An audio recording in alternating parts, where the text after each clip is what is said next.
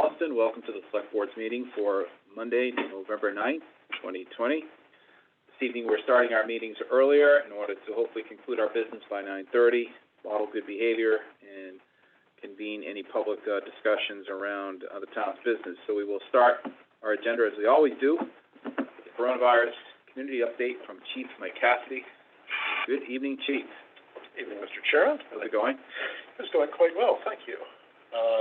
First thing that I will do is draw the attention of the board to our current number of active cases, which is 29, with 2 COVID-related deaths and 133 recovered. That means we have 164 total cases since we began tracking back in the early spring.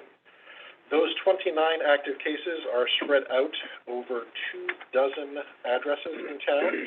I have 3 homes with 2 individuals and 1 home with 3 individuals, which leaves the remaining 20 all as single cases. All except for 1 are at single-family homes. I do have 1 at an elderly housing complex. Last week, the Department of Public Health on Friday released their new metrics, which was a new way for them to determine the community risk level designation that was provided to communities. We had been red for several weeks under the old rating system. We moved to yellow, and although the public might have taken comfort in the fact that we had gone from red for many weeks down to yellow, our average daily rate is actually up, and it's the highest that it's ever been since we've been tracking that. As of the reporting period ending Saturday, October 31st, we had an average daily rate per 100,000 individuals of 18.2, and that represented a 35 case count for the 14 days ending October 31st. The way the metrics are working now, they're looking both at population as well as your positivity rate. And so because our average daily rate per 100,000 was greater than or equal to 10 cases per 100,000 population, or greater than or equal to 5% positivity rate, that's why we got the yellow. So because we only had 1 of those 2, because our positivity was 2.72%, that's why we are in the yellow. So I don't want people to become lax in their attention to our messaging, to our mitigation efforts. And again, these are the numbers for test results through Halloween. So this is before we see any results related to people who may have been socializing during Halloween, as well as anyone who may have continued to socialize prior to the new executive orders that went into effect last Friday at 12:01 a.m. So it's still going to be a couple weeks before we might be able to see some relief associated with the new measures that have been put in place by the governor as it impacts sectors of our society, such as restaurants being closed to in-person dining as of 9:30, alcohol sales ending at 9:30, and people requested to be at home between the hours of 10 p.m. and 5 a.m. unless they are engaged in essential services such as grocery stores or going to the pharmacy to pick up a prescription. I'm pleased to report that our election was very successful last week, our in-person voting option on Tuesday, November 3rd. It was safe. It was done in conformance with all the regulations. The staff and volunteers from the clerk's office did a fabulous job of ensuring that everyone who showed up was safe, and I'm very pleased that that was done, and we really didn't have any issues with noncompliance or people who were openly defiant of the measures that we put in place. So kudos to everyone involved there. And we are looking forward, now that it has been posted, that we will be having our discussion next week regarding recommendation to lower the quorum for our special town meeting on Saturday, December 5th. And lastly, I have a quarterly report that is due to the Executive Office of Administration and Finance this Friday. I have every expectation that that will be complete and filed on time, and that there should not be any issues getting that in. And that's the period ending September 30th. That's it for the high-level overview. Any questions, Ben? What was our case count last week? Our case count, you mean when the metrics were? Yeah, what you presented to the select board last report? week, yeah. Was it 31? You mean active cases? Yeah. Yeah, I'd have to double back and look at the website, because, 31 sounds about right. Well, I have that written down, I just wanted to make sure that was right. Yeah. So if it's 31, I mean, so, like, on the surface, it sounds like our case count went down, right? Did you say 29 active cases right now? I did say 29 active cases. Yeah, we took about a dozen cases off one day last week. Okay, so just like through the surveillance and the case management through SAM and BNA, it got to the point where they were able to be taken off of the active list. We still do have some cases from early to mid-October, so we're hopeful that some of those will be able to roll off as well. Okay. It was 31 on November 2nd. Yeah. Okay, so, yeah, so we still have a lot of work to do, but I kind of wanted to understand what the where we were trending at that 30 range and such, so, okay, and the weather's nice, so at least people can go outside, so, we'll see how things get with, colder weather. Yes. So, thanks again for all that you're doing. I know this is a lot being placed on your shoulders to do this on a weekly, daily basis, and you're doing a lot, so I just want to say, you've heard it before and you heard it again. Thank you. Thank you for all the things that you're doing. We really appreciate you keeping track of all these things and keeping us updated and helping the community to understand what's going on and get informed and reasonable, rational answers when questions are asked. So thank you. Appreciate it. That's all I have. No trust. Thank you. Tina? Well, actually, I wasn't going to say anything to that effect if you summed it all up, but reasonable and rational, I think, is how you have handled this pandemic, and I hope residents appreciate just how reasonable and rational you have been in almost impossible situations. Not a hot-headed comment to be found anywhere when everyone's patience is tested, so it is quite impressive. My one question was, how do you identify the number of tests? You mentioned a 2.7 positivity test rate. So do we have the actual numbers of people being tested? And if the answer is yes, is this a moment where we really want to encourage people to get tested? We absolutely want to continue to encourage people to get tested. I would say that since the beginning of September, our number of tests in the last 14 days have wavered between roughly 800 and at its height close to 1,300. Most weeks we're doing between 11 and 1,200. Okay. And that's for a 2-week reporting period. So, but yes, the message continues to be get tested. Unfortunately, that's a double-edged coin, because when more people get tested, we probably will have more asymptomatic people who are identified. The good news is we may be able to curb the spread. At the same time, our numbers will spike again or continue to surge as they have been in recent weeks. So, and again, we would encourage people to get tested at a free location whenever possible. There is still the Stop the Spread initiative taking place in Framingham. Yep. And they've moved the location several times, but it is still available and it is free. If you are a Massachusetts resident, you do not need to provide any sort of insurance information. It will be provided at no cost to you, because they want people to get tested, as do we.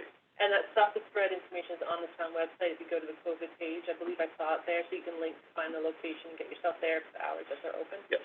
Is it 7 days a week? I think it's... Each time they change locations, occasionally they end up being shut down for a day. Okay. And with the drive-through testing, sometimes they shut down if it's in serious inclement weather, high winds or rain. But yes, the information is very much out there. Okay, thank you. Absolutely. Chief, the numbers you're reporting are, in my opinion, a call for a higher degree of awareness.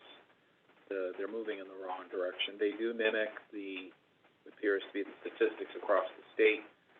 And I think notwithstanding a lot of the decent behavior that people have had, letting your guard down is something I think we've talked about in the past. However, with a large social events scheduled in the next couple of months, and the nature of college students coming home to enjoy those times, and the weather turning to what it's going to be, it seems to me that we're shaping up to have a spike in cases, despite our best efforts to date. I'd like to hear a little bit about what you believe we can do, beginning today, over the next several months to be smarter about our ability to convey messages to our citizens in a way that informs them constantly about the need for vigilance. Any thoughts on that, Mike? Great question, thank you. So because we don't have a lot of clusters associated with one location or one sector of our economy, the key is to be getting this messaging home to the households, because that's where we're seeing the majority of the spread and any of the clusters. So my recommendation would be that we continue to amp up our communication, and I realize that not everyone seeks out the information on the town website. Even when we send out a single Blackboard message, or when the school department sends out a message and references our weekly update that's been posted, it's not always driving a lot of traffic. So we need to use all of the communication tools that are available to us, all of the social media, police, fire, schools, town of Holliston itself, everybody that we can, to constantly be pushing home the messaging. The CEIT from the state has great graphics and PSAs and things that can be pushed out.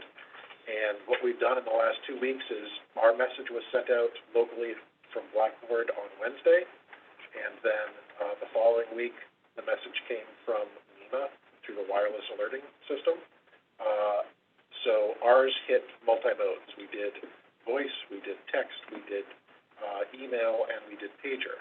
Last week's wireless alert through NEMA only hit cellular phones that were within the catchment area of wireless towers covering Holliston. So it would be appropriate for us in the coming weeks to continue to consistently send messaging. We just need to find that balance between not doing it so often that people tune it out, but doing it often enough that they're hearing and that they're responding, and hopefully it's changing behavior. Especially, as you said, as we look to the upcoming holidays such as Thanksgiving and the religious holidays that come in December, more people home, more people wanting to spend time with family, even though the governor has been urging people, this is not the year to travel, this is not the year to host, try and do a lot of things virtually. So we've got the variable message boards that we have in town that at one point a few weeks ago, the Board of Health had asked the DPW if the message of simple ask, wear a mask, could be put up. That message has since changed to the DPW is using currently, looking for some CDL drivers. And there's the opportunity for us to get our message back up there after a couple weeks where it will once again be fresh and will catch people's attention. But if it comes to the point that we perhaps need to evaluate should an additional variable message signboard be acquired as part of our communication strategy, that's certainly something that we can explore the feasibility of adding that as long as it's being used for public health expanded mission. Great answer. I'm thinking that, my colleagues, please weigh in. I'm thinking that tasking you with the job to develop, I'm thinking a 2-month public service strategy over the course of the remaining weeks in calendar year 2020 would be an effective way to use the strategies that you just talked about, all the platforms, in a way that's smart but consistent. I think as leaders, we have to look at every opportunity to keep the citizens informed and safe. Communication is always a difficult task in a community like ours.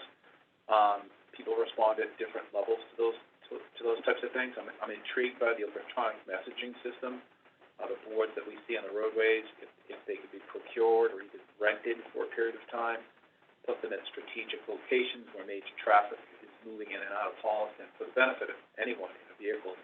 But beyond that, the electronic use of social media and hopefully our partners at Public Health to push pulsed messages on a strategic, timed basis that create a sense of citizens' awareness, I think is the smartest thing we can envision right now. Do you guys have any feedback on a PSA strategy for our town?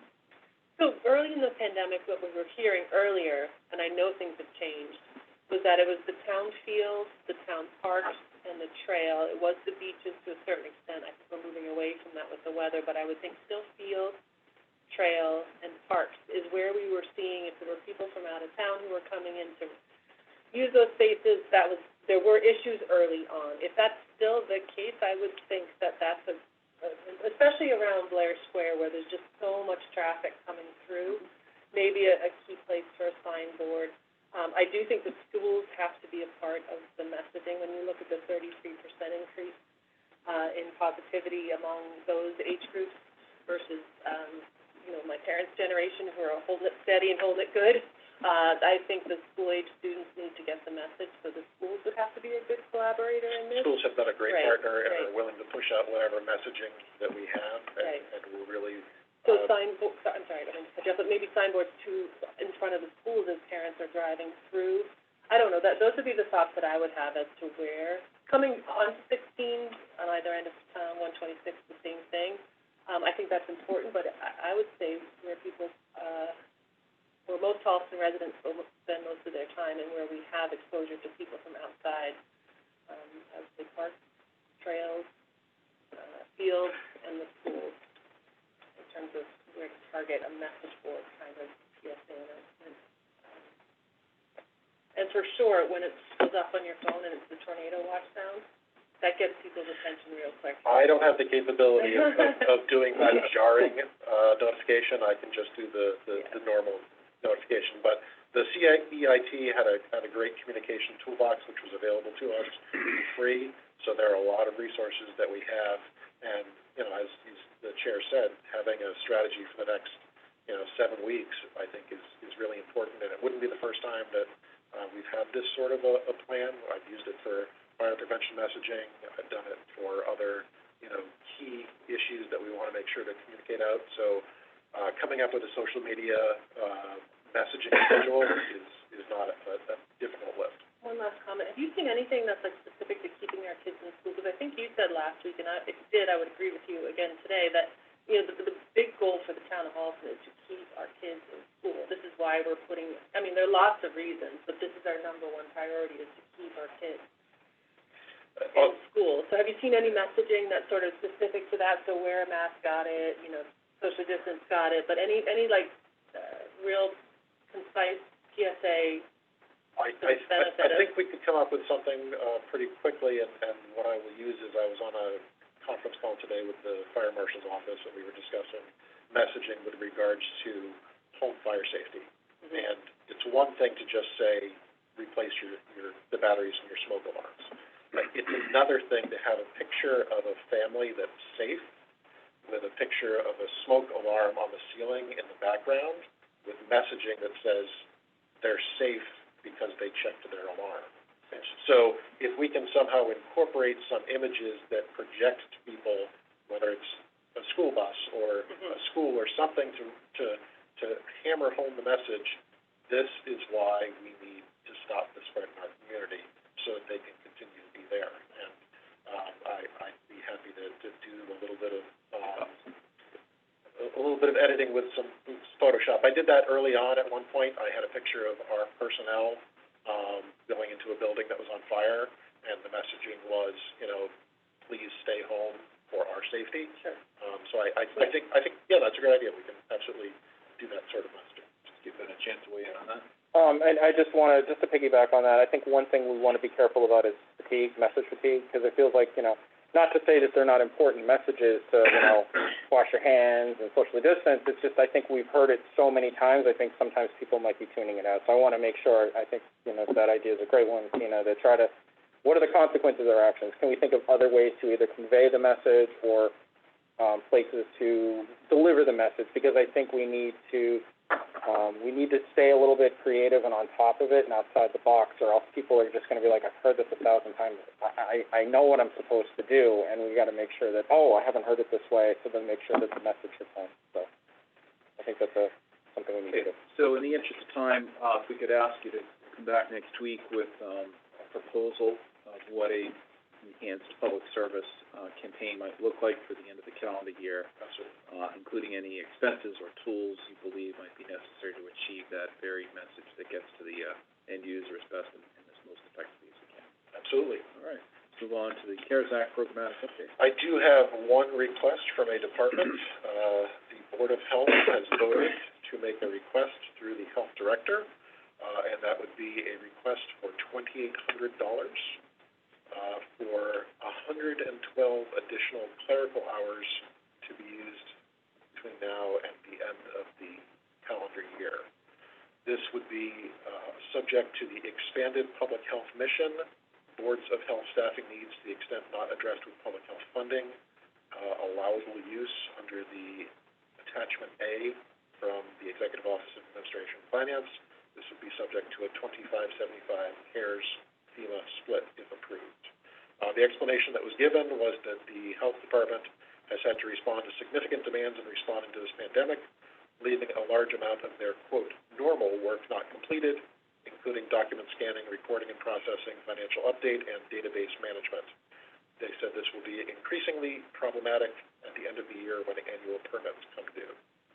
So that is the request. I was on the Zoom call when the Board of Health voted to authorize the health agent to health director to make this request, and so it has been voted in accordance with the policy. Any questions, Ben? I guess my only question would be, is that gonna be enough for them? They need more? I would say in Article 1 that we'll talk about on the special town meeting warrant, we can discuss sort of plans beyond 12/31. Okay. This is the request, sort of understanding that they're talking about specific CARES Act funding that runs through the end of the calendar year. Okay. And secondarily, this is only for additional clerical help. They had other funds that were available to support the contact tracing through the nursing consultant that they're using. However, as they project out November, December invoices, they understand that if they need to come back with a request for the contact tracing work, that would be separate from the clerical hours, because that would be outside services, but they know that they need to get a vote on that. Got it. Okay. Thank you. No questions, thank you. If you could explain briefly, who do the hours get assigned to? Is this additional staff to bring on as temporary staff, or are they expanding the hours of existing staff? I had offered the solution that was used by several other departments of bringing on temporary staff. Given the technical intricacies of some of the database that they're maintaining, some of the information that they're processing, they felt that it would be more efficient if they were to expand the hours of existing staff. How many staff would be affected by this increased funding availability? They have two clerical staff in the health department. It's approximately 10 hours extra per week per staff member. I'm not sure of the exact allocation, but there would be an equity issue. And if they, so are they going to encounter like time and a half dollars? No. So it's straight time. This would be straight time. And it doesn't trigger any other health benefits or anything like that that aren't foreseen. Not that they wouldn't be covered, but because this is a short-term solution, that it is not believed that it would trigger any additional benefit liability.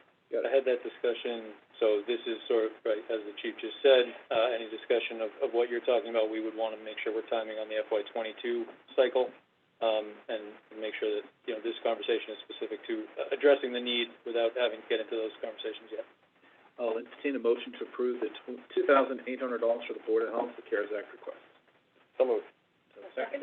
All those in favor say aye. Aye. That carries. Great, that is all of the requests I have this evening. Thanks, Mike. We look forward to seeing you next week. Stay well. Yeah. Beg your pardon. We're getting to that. Hang on. Oh, on this matter? Yeah. Yes, of course. If you have a question about that, I'm sorry, I thought you meant general public comment. No, I do. I have a quick question. Please go ahead. Yeah, you just have to identify your name and address, please. Chris Mandel, 44 Boynton Road, Go ahead. CEO of Madeira.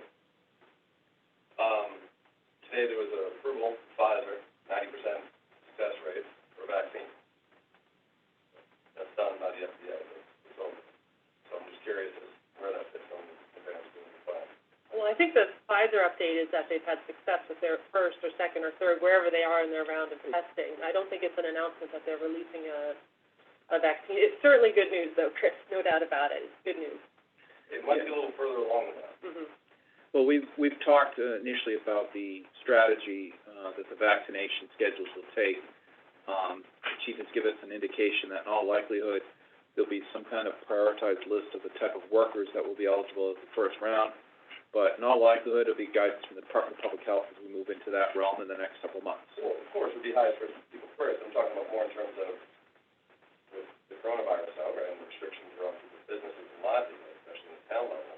If there's a vaccine out there at a 90% success rate, you know, at what point do you free up the restrictions? You want to take vaccine, you can. You want to don't, but at least if people are there, they come in contact with coronavirus, and get vaccine if they want. So I mean, I don't see at this point in time Holliston enacting any kind of restrictions or advice or steps that are not coming from the governor and from the state level. So your comments probably are best directed towards the state level representatives, because we're not following advice that exceeds at this point in time any recommendation, advice, or executive order from the governor. So I'm not sure, I hear what you're saying. It's again, good news, but not particularly relevant to what we're discussing tonight, because we're following governor's advisory statements and executive orders. If we were going above and beyond, I think we could have a conversation, but at this point in time, I think we're sort of obligated to follow No, that's governor's accurately stated. advisory Maybe statements. on the flip side, I knew that bakers would have more guidelines, which towns allow to pick and choose essentially. Some things they can't, some things they can. So each town's not held to the same standard, really. I don't have any comments to that, actually. Chief? We're complying with all of the guidance from DLS, Division of Labor Standards, as it impacts, all sectors of the economy. There's sector-specific guidance that will be enforced. Anything else, Chris? Okay, thank you. Any questions from the Zoom on coronavirus before we move on to the next item? Hearing none, we will move on to, at this point, the community farm update. We have somebody on our line who wants to be taken out of order. I think that's Chris. Are you here? There you are. Hello, hi. Good evening. How are you? I'm doing well. How are you guys? Very good. We're going to just take a couple seconds to set up the screen for your presentation to be seen. If you want to briefly introduce yourself or any other folks from the farm for your update this evening, Chris, while we do that. Yes, I was going to suggest that. Thank you. I'm the chair of the Community Farm Advisory Committee, and I have Vice Chair Dennis Saraki, the recording secretary Kristen Saraki, James Terrelli. I'm not sure if Jim is on, and then Dennis Prefontaine. That's the 5 of us on the committee. We have Becky Siasco, who is Dennis's daughter, who came up with a lovely rendition of the vision. She's an architect by trade out of in the state of California, so she did some very nice work for us to put this together, and we wanted to present it to you because I think we have not met with this new select board yet this year, and so it would be good to touch bases. And 2, this has been a long time coming, and we keep talking about our plans, but picture is worth 1,000 words. So Becky rolled in things that we've also done this year, and there's a slide where we'll talk about things we've missed out on this year as well, just to kind of update everybody. But for the most part, I'll let Becky take over once is the screen sharing a go, or I don't see anything, but doesn't look like it.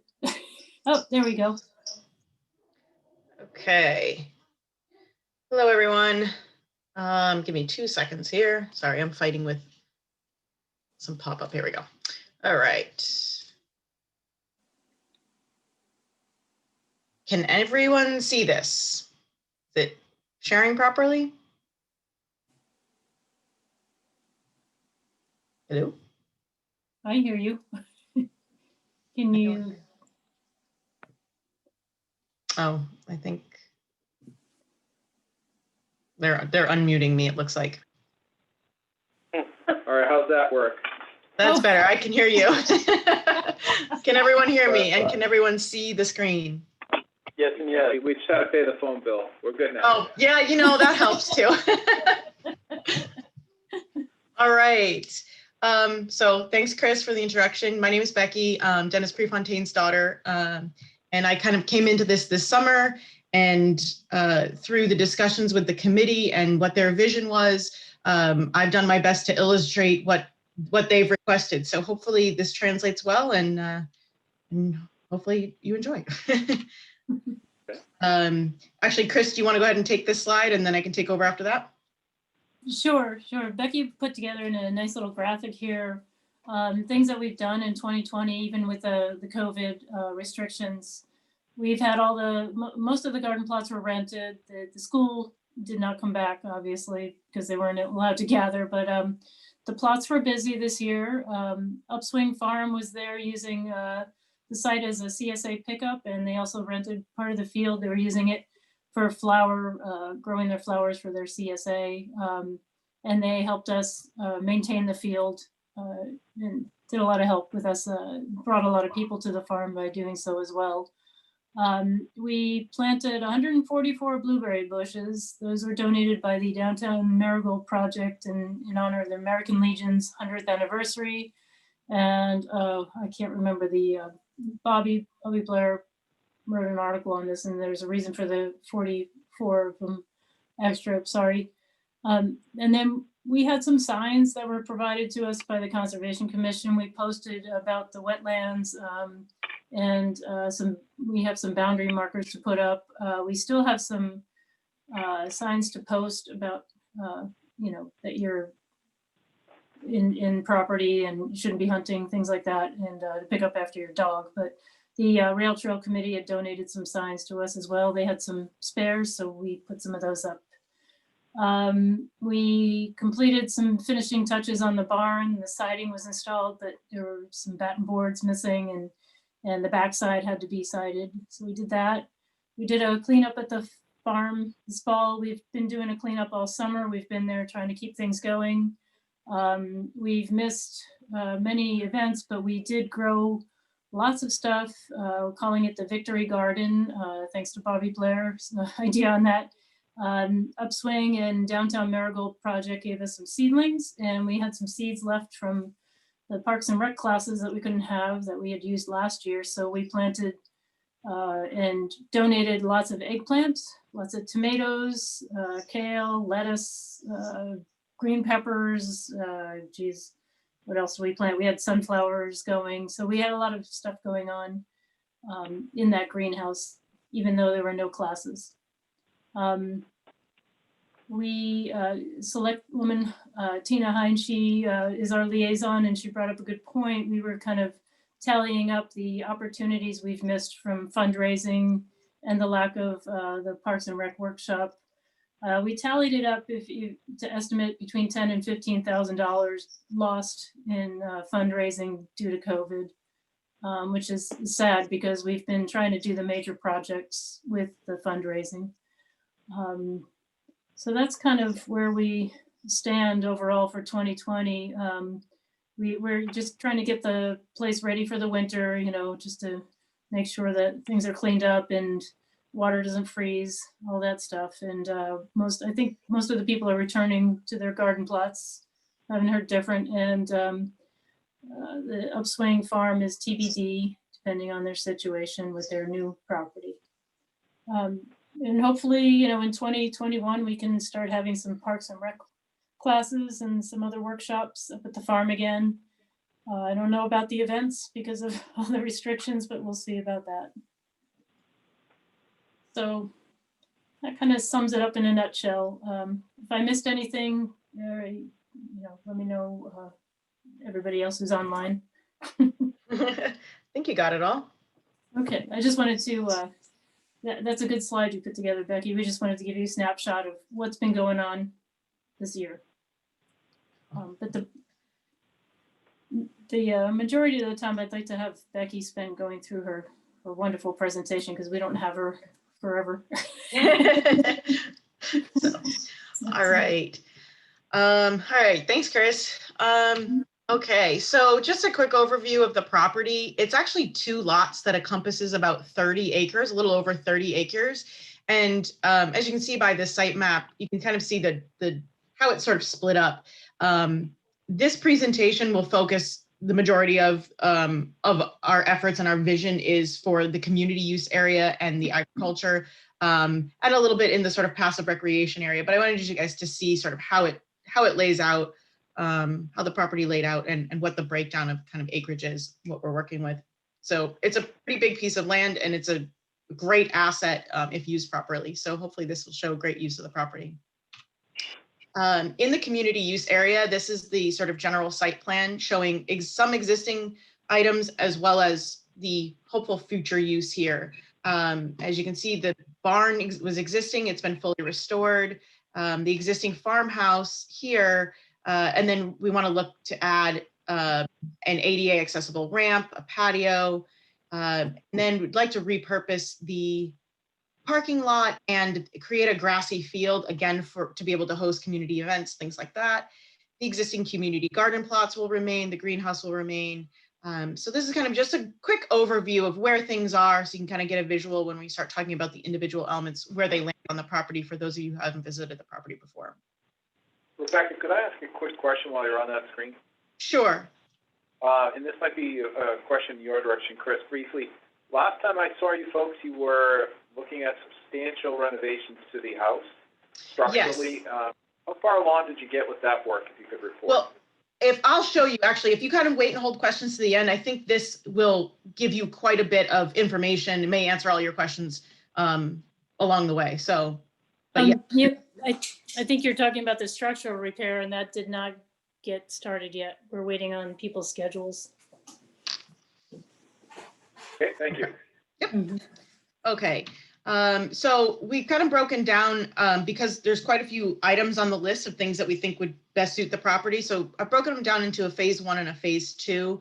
The phase 1 is actually taking care of the structural foundation repairs in the farmhouse, also dealing with some utilities as far as an electrical panel upgrade, and also making the property accessible for ADA and both the property and the house itself. Also, utility expansion. The house does need an electrical panel upgrade, which would then also be able to accommodate extending the electrical lines and things to future structures and out into the property to make it more usable for community events and things. Also, there's talk about putting in a water well to help with just agricultural watering and feeding the greenhouse, garden plots, farm stand, and a pavilion. And then also in phase 1, we'd like to do some trail restoration and create some educational opportunities. And then you'll also see there's something called a pollinator hotel and a pollinator garden that's in conjunction with the local Girl Scout troop. So for those of you who have not been to the property before, this is the existing layout of the house. And in this, there is a bathroom here that is not ADA accessible. In fact, I don't even think it's up to current code. So that needs to be addressed.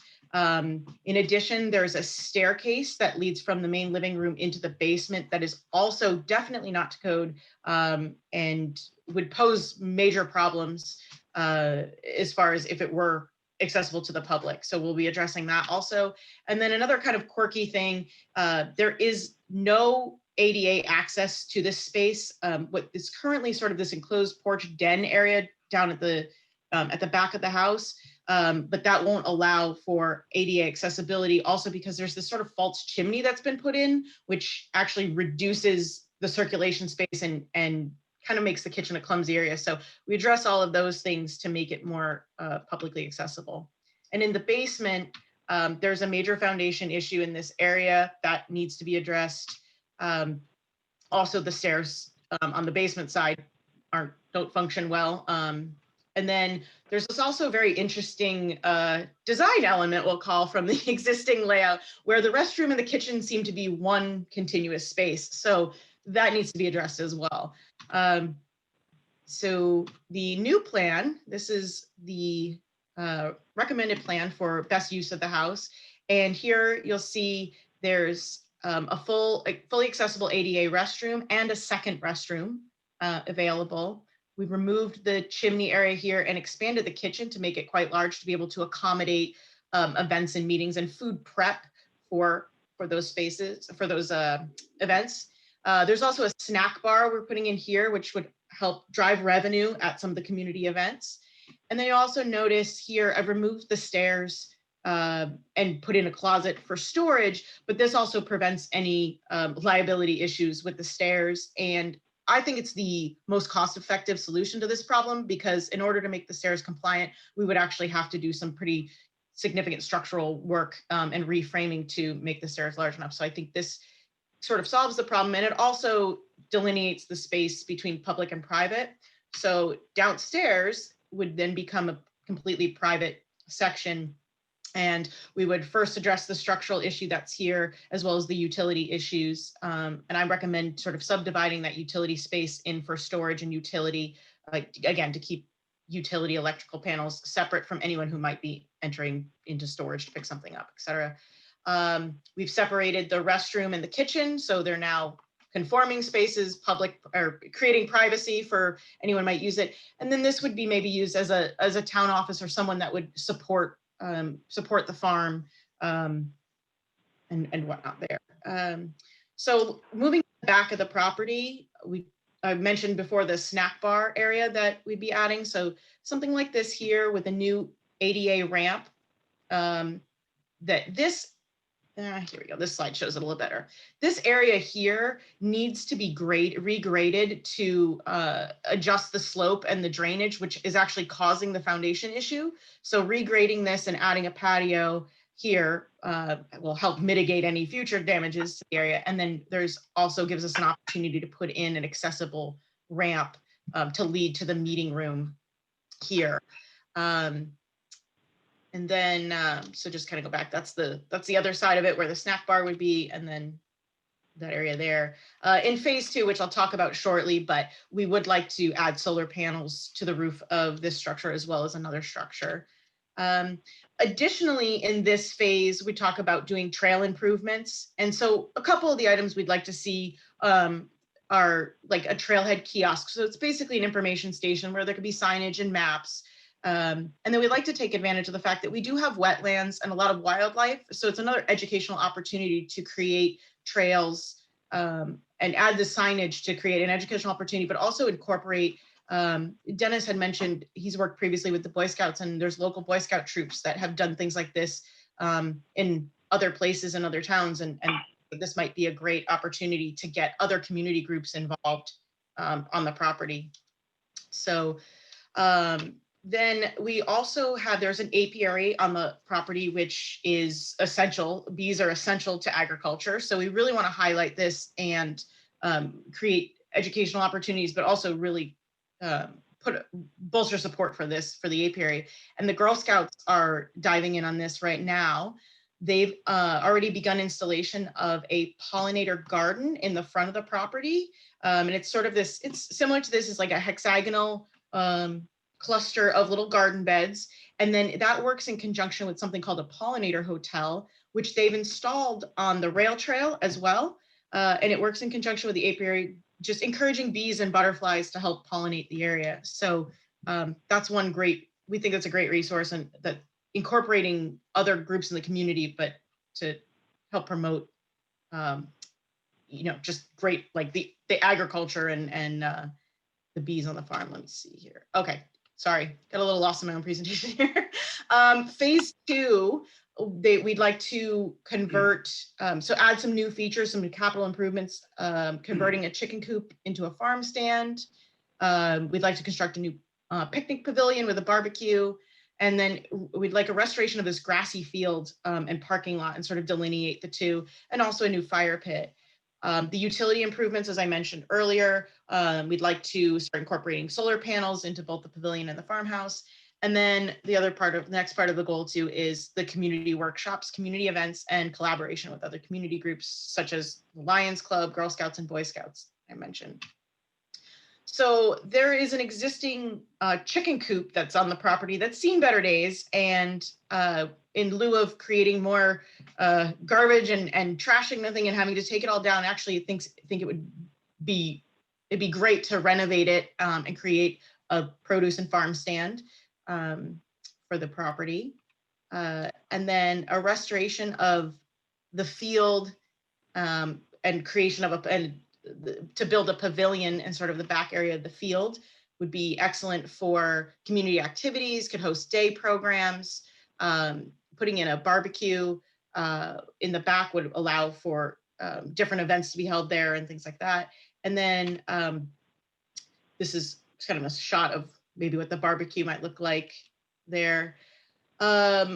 Community workshops, all of these assets that we're talking about adding to the property would work well to house and start creating these community workshops that could create revenue for the property.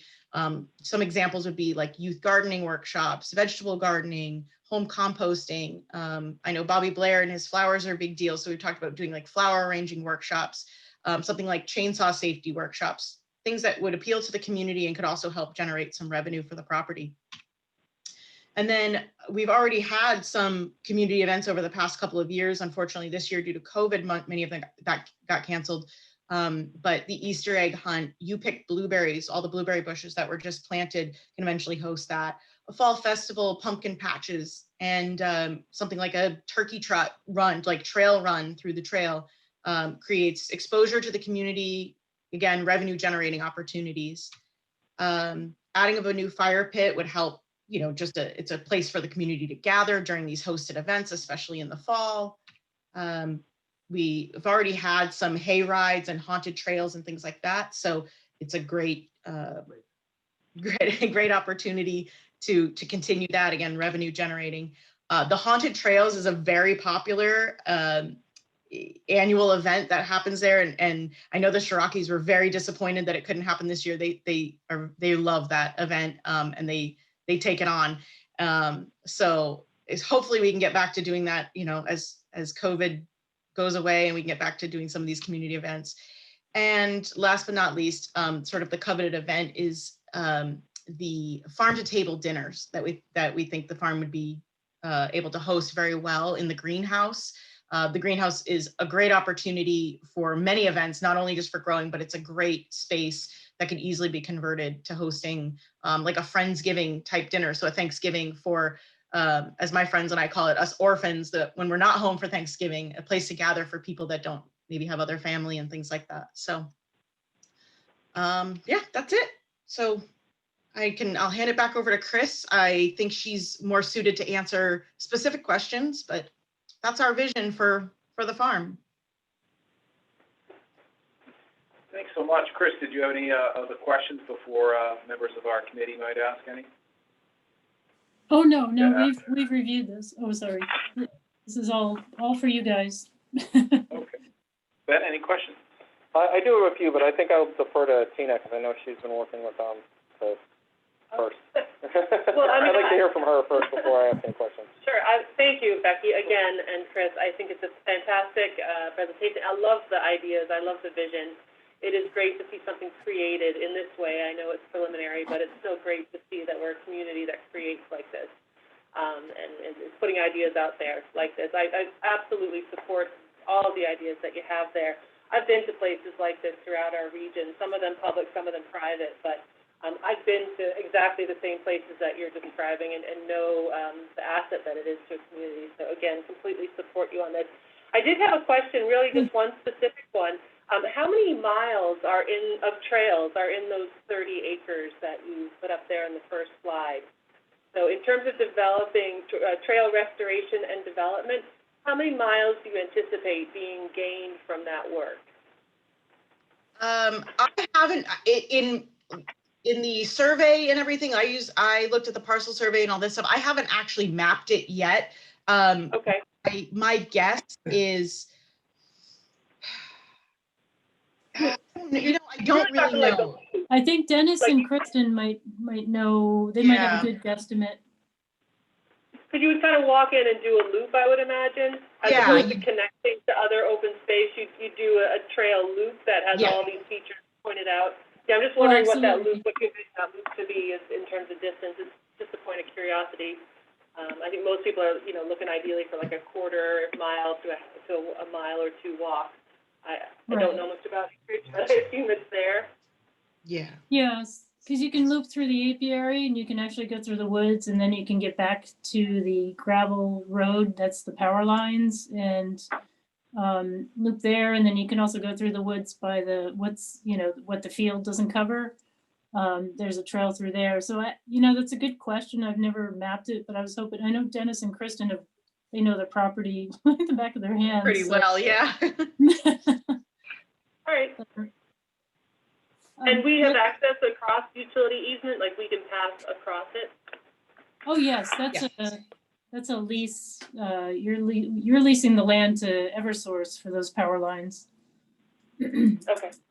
So they just didn't let us like put a fence for the apiary, things like that, but I think it's a place that doesn't get sprayed. We're with because the Siraki, the Dennis and Kristen's property surrounds that area, basically. And there's no spray applied for the brush. They do the foliage control. So they requested not to spray anything back there. Okay. So I've seen this presentation before. It only gets better on second viewing, so thank you.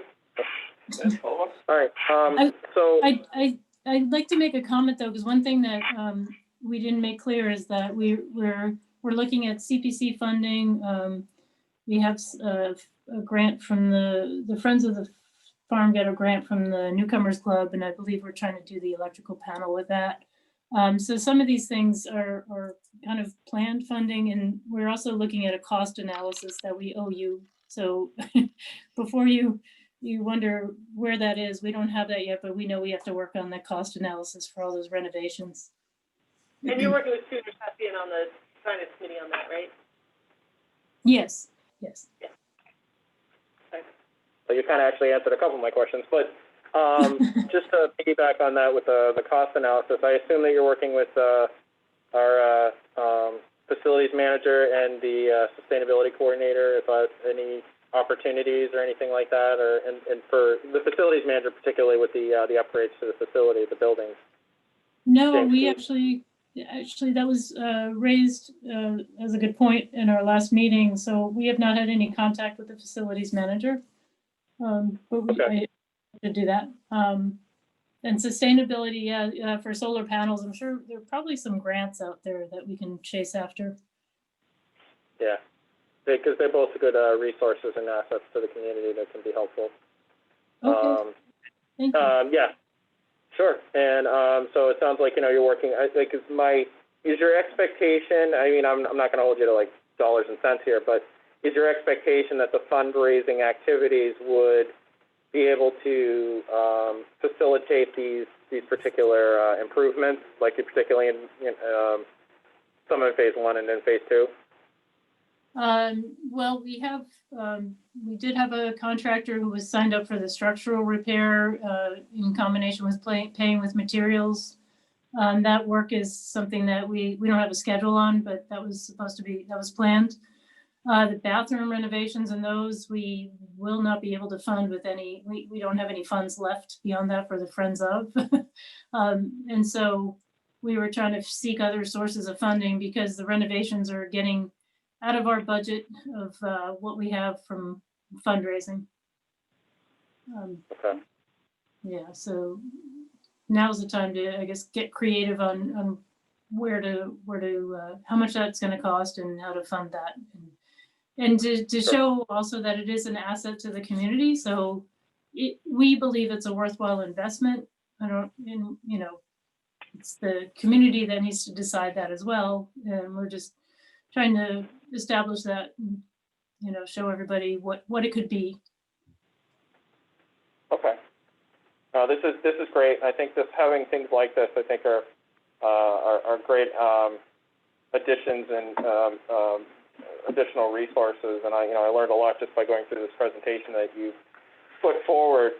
And I look forward to seeing more in the future because I think we really should look towards getting the information out about you being out there. It's great to see all the plots being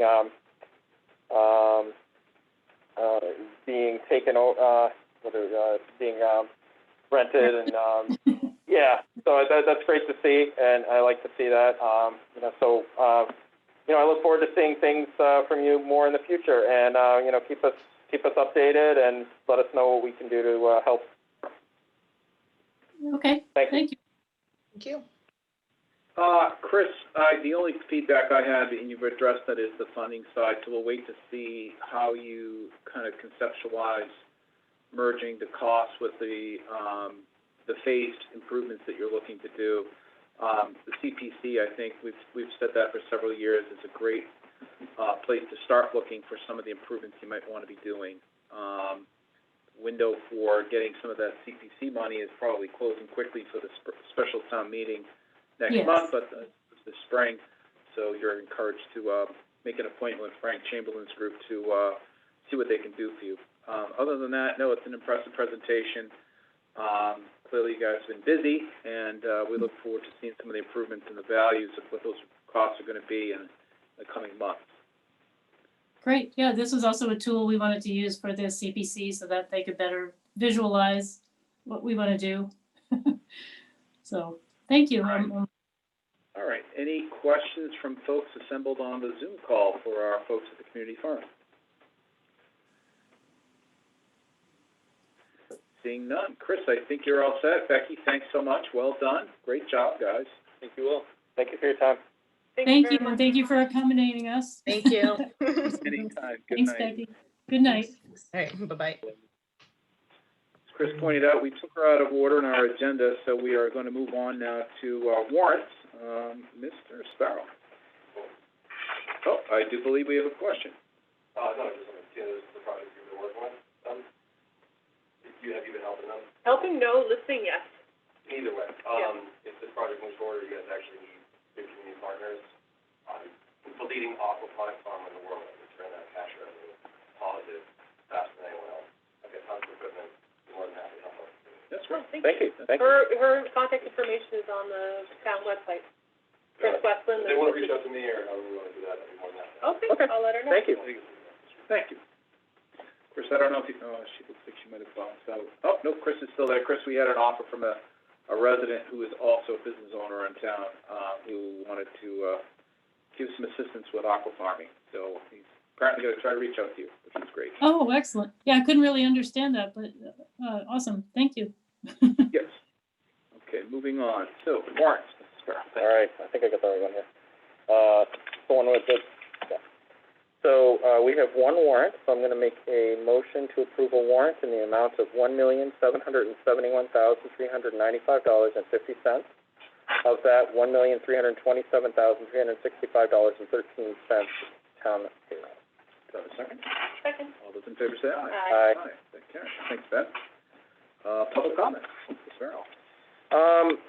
I think the, public comment that I really want to make, I'm sure my colleagues on the board here are probably going to say something similar, but I really wanted to give a great, words of appreciation to our town clerk and her team in running an election that was complicated and, with a lot of interest from a lot of people. They had to, handle, mail-in ballots and, early voting and day of voting, and, I did not hear of any challenges. I voted early, and it was very smooth, very simple, very easy, and straightforward. So I just wanted to say thank you to our town clerk, Liz Greendale, for the work she did and her team, and all the volunteers for coming out to make sure that we were able to run a successful election in the midst of a pandemic. And I realize it's a daunting task to do it under normal circumstances, and they did it with an additional challenge. And I wanted to say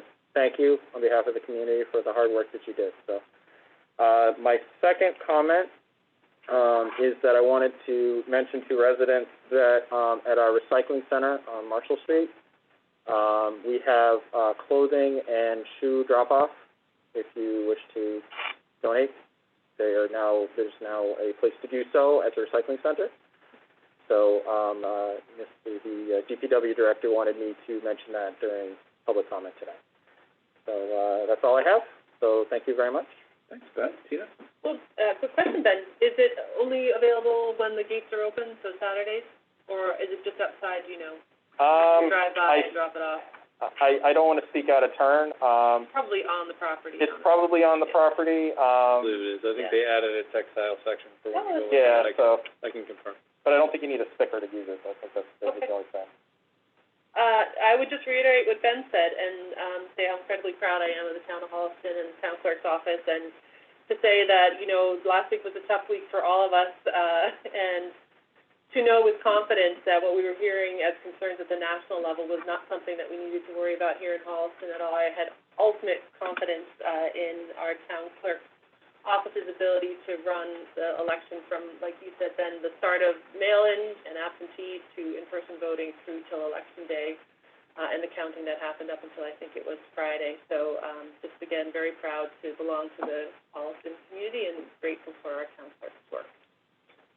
That's great, thanks. I got a few items. Tacking on to the voting issue, I did speak to Liz today. 86% of the registered voters in Holliston cast a ballot.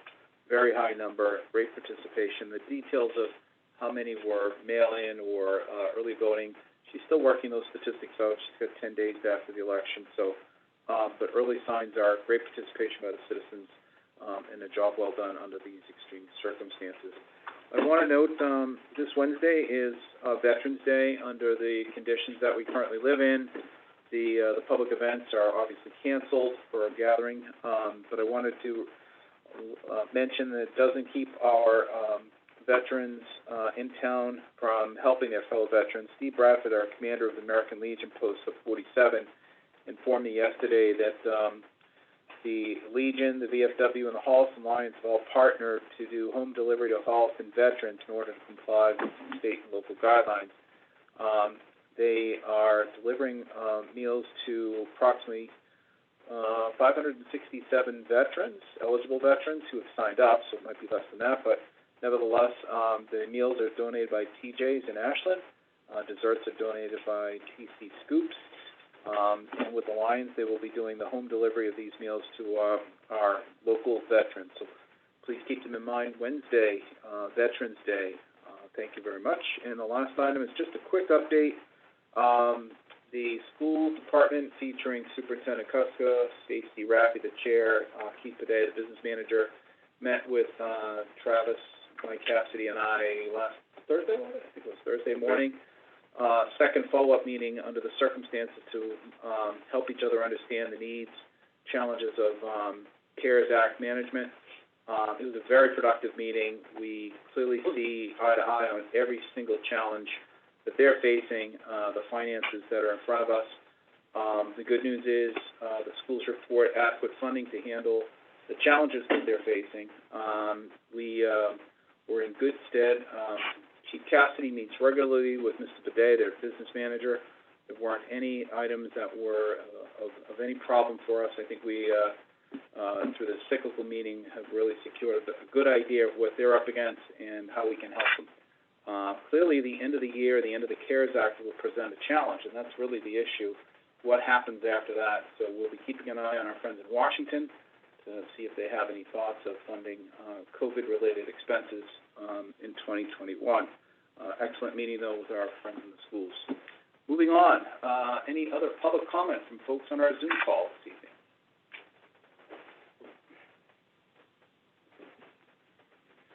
Hearing none, we will move on to the small business update.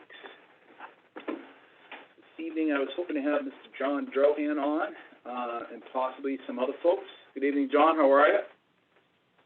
I gotta take I'm good. How are you? Sorry, I was muted. Excellent, excellent. Were you able to get anybody else to join you relative to the Holliston Together? Yeah, I asked John Paltrinari, but I think he got caught up in something else. He wasn't able to go. So I can speak on his behalf, and I think Tina talked to him as well. So he said so. Yep. I think they had some. He gave her some feedback on some stuff. So briefly, John, I'm going to ask you to speak about Holliston Together, but let me introduce the topic to our listeners. As a result of the recent restrictions on gathering and early closures, if you will, it's clear that these measures are having a detrimental effect on a lot of businesses. And in Holliston, we're concerned about our ability to make sure that residents understand that they can have a choice and they can have a part in a solution to help these businesses get through these difficult times. Over the last several months, a group has come together locally to help project the need to use local resources and to help these businesses in our town. The group known as Holliston Together was formed in September. John, is that about the right timeline when things kind of came together? I don't know. So we started this probably about 6 months ago. When and Mary Greendale is on this call, so I'm going to give her credit for this. So it started back with cable access TV. So on a board meeting, Mary said, maybe there's something that we can do to kind of help these businesses during, she's, Mary, she never thinks of the town. She's always worried about other things. I'm joking. Of course, she always thinks of the town. So we put our heads together and we said, we have this ability to, to kind of reach a lot of people. So Bruce Guilfoy and I and Don Cronin, we sat down and we said, let's put together some promos to kind of support the local business. And we came up with this concept of, it's like a movement called Holliston Together. Bruce did a nice logo for it. And we started to put together, we've done 2 kind of comprehensive promos for one for all of the restaurants and one for all of the gift shops.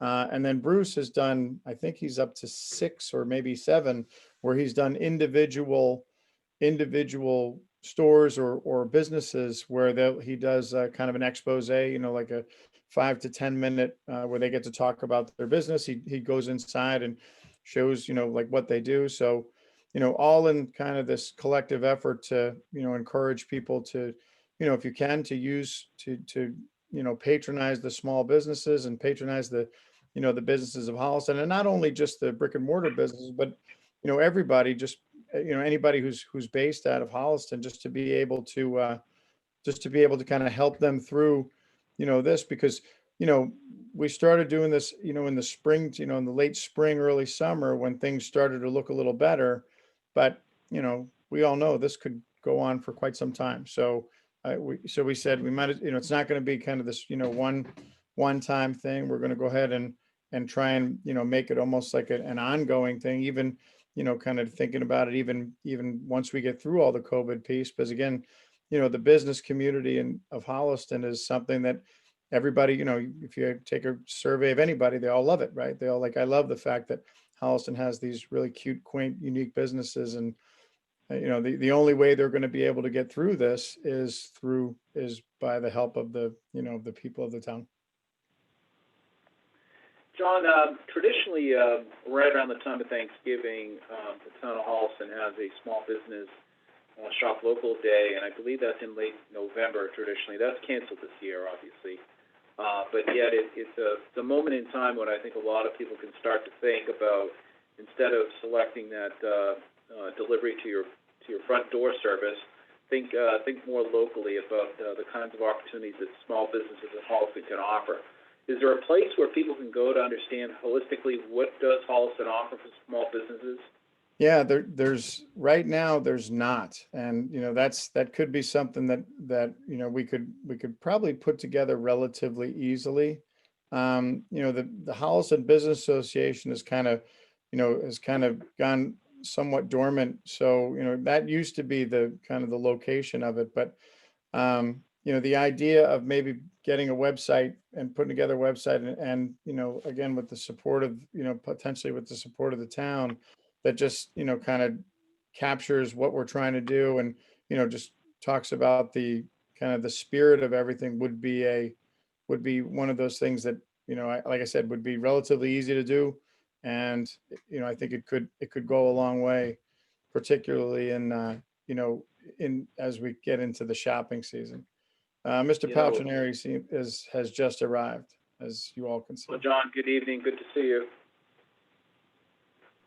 Good John, evening, can you hear us? everyone. Good evening. Hey.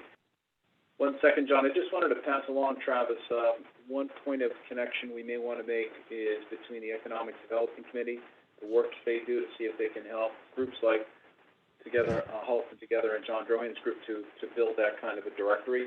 Many communities have them. They're very good resources so that if you're new to town, you don't know what they have, it's quick resource to pretty much find out, do they have what I'm looking for? And, I'll be on their call tomorrow night. excellent. The best place to find out what Holliston has to offer is go to Fisk's, right, John?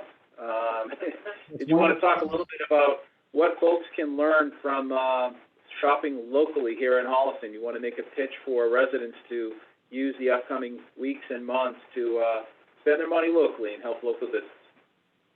Well, I certainly would like to make a pitch for downtown businesses and any of the retail businesses in Holliston. I mean, we have pretty much everything you need right here in Holliston as far as gift giving and even your everyday foodstuffs.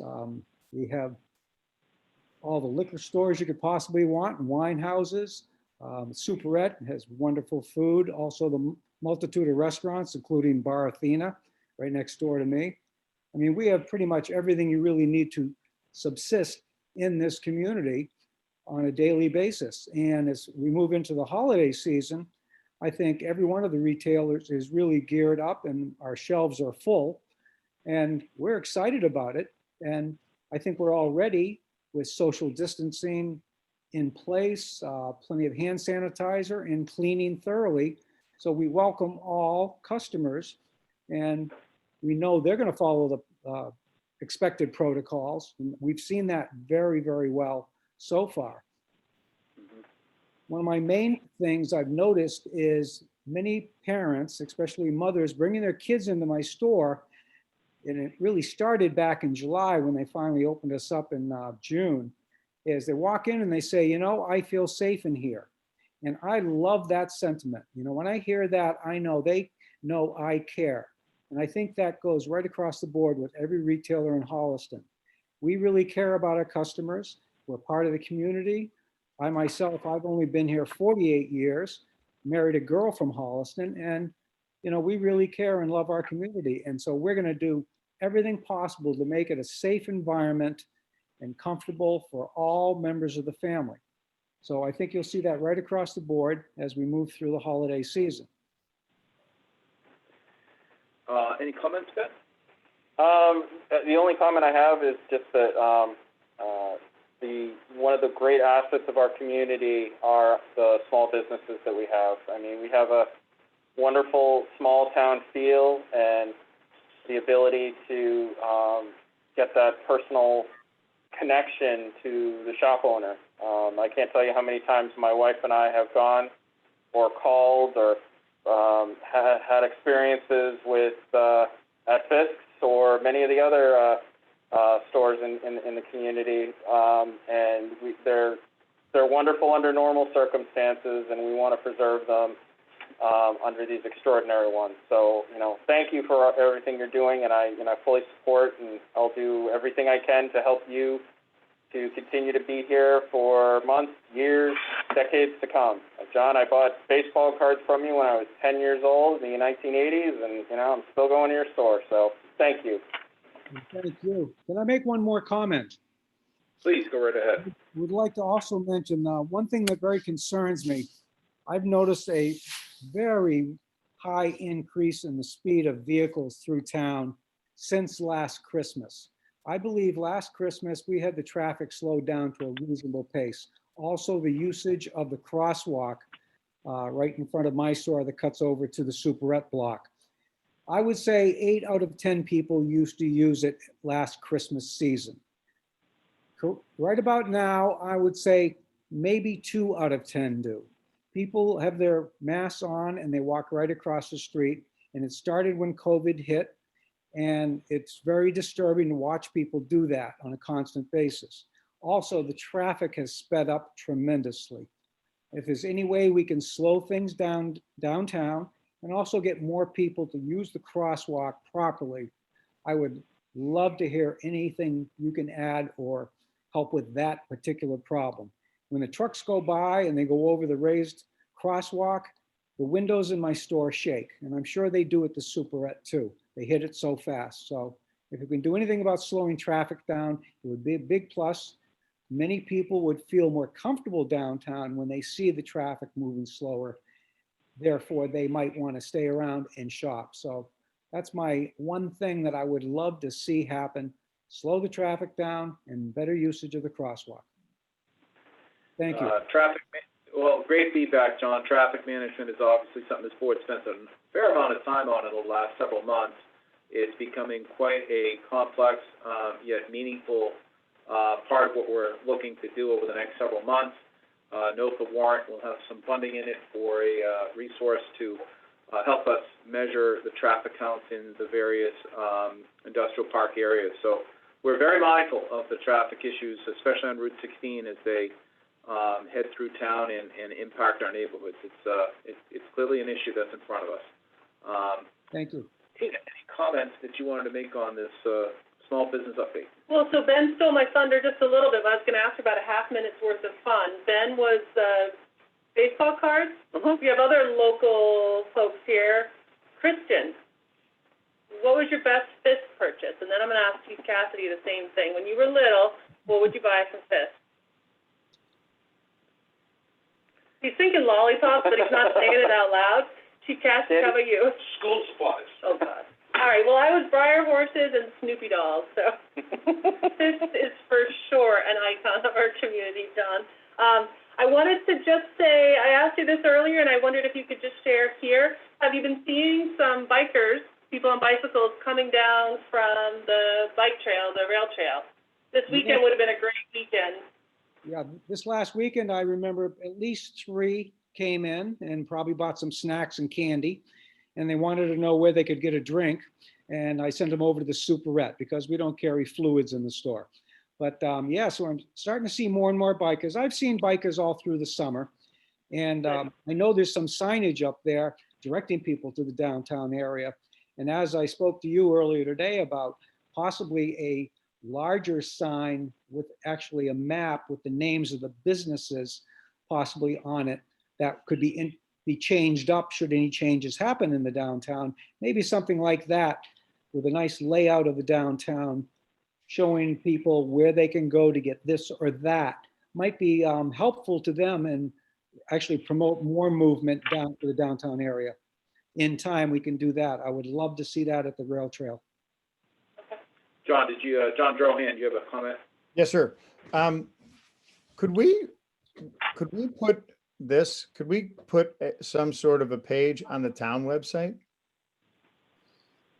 It's not unheard of. I have seen some business directory associated with other town websites, and I think it's something the Economic Development Committee. So they have a separate website, so we can take a look at both of those options. Yeah, I think it's a sensible place to start looking, John, and maybe replicate what other communities do for sure. Yeah, I mean, because that's the, the town website's kind of like the center of all the info. Even if it was a link to another site, so the town doesn't have to manage it or, kind of update it. Maybe that may solve a lot of the problems, or may, as John P. just said about, like a map with, with a list of businesses, and again, we'd have to make sure that nobody gets left out. I think that's important. So there'll be some legwork involved in it, but I think that if we could connect this with the town, that would be a huge step. That's the primary role behind the Economic Development Committee, is to be that bridge to help foster business relationships and familiarize them with our business structure and government structure. So I think it's a good place to start, John. And to John Polchinari's comment about speed in the downtown, one thing that has struck me time and time again is any kind of downtown study, any kind of vision study, anything that looks at downtown. One of the strongest recommendations that's made out of these safety audits, whatever you want to call them, there are many studies that have looked at our downtown, is to lower speed. We have a couple tools that we have the ability to use.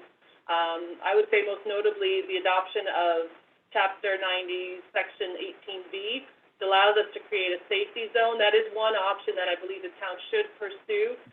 Through the Shared Streets and Spaces grant, there were 2 options that we were not granted the award for, but we at least had technical assistance to develop a preliminary idea to kind of narrow as you come into downtown at the 2 crosswalks at Pleasant Prospect and then at Linden.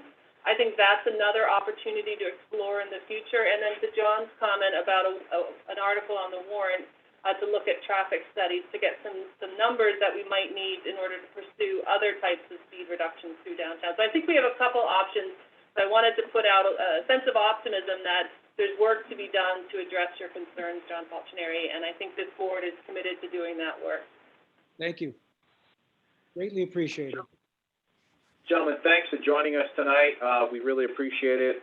Please know you have our full support. Holliston business is critical to our lives, and we want to do all we can to support all the local businesses in town through this very difficult time. So please stay in touch. Mr. Ahern will be in touch with probably Mr. Drohan regarding the Economic Development Committee and possible future use of our website for expanding business interest to anyone who's interested. Wish you all the best. Thanks for joining us this evening, folks. And John, keep up the good work. Both Johns, keep up the good work. Great. Thank you. Thanks very much. Thank you. Thank you. Thank you. We're going to move on to the next item on our agenda, which is comments from the town administrator. All right, I have a few. Trash delayed this week due to the holiday on Wednesday. If you had Wednesday pickup, it's Thursday. Thursday would be Friday. Friday would be Saturday. Next week resumes the normal schedule. We have a letter to the planning board in your folder based on our conversation 2 weeks ago with a gentleman representing 555. This would be following up on the board's request to make sure that there's peer review of the traffic study that had been presented. This would just be the select board essentially asking the planning board to make sure that that is within the conversation that they're bringing up with the developer moving forward. If there's any questions, obviously let me know, but that's just, again, to follow up on our previous conversation. Next week, we will be having a conversation on the reduced quorum for the town meeting. I just wanted to let everybody know we can't do it tonight. There is a process that's in place before we can discuss reducing a quorum for town meeting. Chief Cassidy has obviously been instrumental in that process. Reached out to the moderator, make sure that the moderator's feedback is included, so you'll have that information for next week. Posted it in the Metro West Daily News and on the Holliston Reporter, letting everybody know that next week you'll be discussing potentially reducing the quorum for town meeting, and that's the process. So again, if anybody has an interest in that, it will be on November 16th, select board meeting discussion. Coming up in the future, I know we had also had an update from Beth Greenblatt on the solar project. I'm working with her and sort of the ongoing process, making sure that everything stays relatively on schedule. I'll probably be bringing you a schedule update at some point in the future, and I would say in December we're probably going to look to schedule a public hearing, which is part of the process. So this board would obviously be looking for public input. We would have a presentation from Beth and sort of make sure everybody is still up to date on the timeline, next steps, those types of things, but really trying to stay on top of it. At this point, the most recent update has been that we are a little concerned that Eversource is not moving as quickly as we'd like, and it's a little bit out of our control, but we're, sort of keeping our foot on the gas as much as possible. But again, a December timeline for a public hearing is probably where we are in that stage. I did get an update from Sean Reese on tree work that I think was an issue, previously. He just wanted everybody to know sort of where he is in the process for this year. I think it was $100,000 was added for the Up Branch budget this year. $54,000 is remaining. They have been about in the neighborhood of about 80 trees removed this year so far, so he's still obviously working through it. But some of the good news that he wanted to share on top of the work that obviously they've been doing, which is very good work, is that Eversource has agreed to remove and prune an additional 121 trees, which is going to allow him and the DPW to then focus on other areas, which is great. And that the contractor, there will be a contractor in the area starting tomorrow again to remove another 31 trees starting in the Gorwin Drive area. So that's a lot of, just a tree update, I suppose, but a lot of work that obviously has been a focus of the town. Functional repairs of the windows in Town Hall on this level started this morning in my office. This was related to the CARES Act expenditure that you all approved, that James Keith has been heading up to make these windows more functional to allow airflow during COVID has been a priority, and these windows are very difficult to operate, so that work has started. And then one last update that I'd like to share is going to be probably a highlight for the end of this week is that we do have a culvert issue on Route 16 at the Sherburne line. It is not allowing water to flow under Route 16, sort of between the Sherburne line and Countryside Auto. That is probably going to, the way that it's trending at the moment, is going to cause a detour off of Route 16 around the Sherburne line. As early as tomorrow, but most likely more towards Thursday. We've updated that this is coming on the website. And when we have a definitive plan, when we've lined up the contractors, we'll obviously do a larger push to the crowd. That's a substantial thoroughfare, obviously, as you leave town towards Sherburne on Route 16. So important that we get that work done. It's not a budget buster by any means. It's much more of a headache when it comes to having to divert traffic off of Route 16 at any point is never fun. And and I assume Sherburne is involved in that process too, because like Brook Street's right there, and there's like, there's probably going to be some. Yes. So DPW will coordinate through HPD as well with Sherburne's DPW and their police department. Okay. It's probably going to take more than one day, and so it's going to be a headache certainly. Mm-hmm. Do we have a cause for the culvert failure? Cause, no, it's on the older side. We noticed. Looks like it rotted right through. Yeah, so we've been out there before. I was speaking with Tom Smith and Sean Reese on site today. Obviously, Ryan Clapp from Conservation was out today to look at it as well, and Ollie Perand was there to help. They went out, they've had issues in the past with beavers building dams in front of one end, and that's sort of what they assumed when they were going out to sea. Instead, there was no beaver activity, it was the collapse. We have a rain event on Wednesday, which is something that we'll have to obviously monitor, but ideally, if this work could be done probably in the Thursday to Friday timeline, that would be ideal. So we've explored the idea of weight restrictions on roads that have culverts underneath it. Does that come to play at all, where we start to look at how the road is engineered, is designed to carry the weight of the vehicles coming over it? Is that a part of this repair? Is that a part of this culvert failure? Does these intersect? So it really, to your point, it is a lot of weight related. This is Route 16, which is designed for large trucks and to be our main thoroughfare, as I said. So this is really, it is the pipe itself under the roadway. It wasn't necessarily the roadway. The concern being, so the concern being, I don't think that we're going to put a weight restriction on Route 16. No, This is not okay, correct. Right. I'm not going there. The town owns this road. We pay for these repairs. This is a section of Route 16 that is under our control, yes. So if we were to run into difficulties sourcing materials, we could probably rely on Mass DOT, but at the end of the day, the cost is associated with us. Again, as I said, it is not a budget buster, this one. It is, the headache is detouring off of 16. Just let me go here, my line of thinking, and then I'll drop it. We pay for the repairs on this road. This weight is a factor here in the culvert design. The weight of the vehicles passing over it. Mm-hmm. This is also the location of that August enforcement with the state police for the commercial vehicle enforcement team, where they pulled off the road overweight trucks. I believe that this is the same area that we're talking about. I'm connecting those dots, and I'm wondering about, again, the impact of truck traffic on our local roads that we are now paying for. I know it's not a budget buster, but that impact is not lost on me, literally and figuratively, in what you're presenting here. I think I just have to note that as a concern. Anything else, Travis? That's all I have. Any questions for the town administrator from the folks on the Zoom call? Hearing none, we'll move on to the special town meeting warrant discussion. Okay. If Chris Mayo could bring up the list of articles that we've been sort of going through. I think at this point, all right, so again, we have now sort of narrowed this down. I would say the last two, the grant writing for youth and family services and the article to reduce the tax rate are both can be removed and put into Article 1. I would say at some point when we're ready to finalize, we could just reopen the warrant, take out the extemporaneous articles and do that all at once. So right now I have them on there but crossed off. I do have a road acceptance article, after speaking with council, and this actually relates to the Indian Ridge Road South conversation that we've had in the past.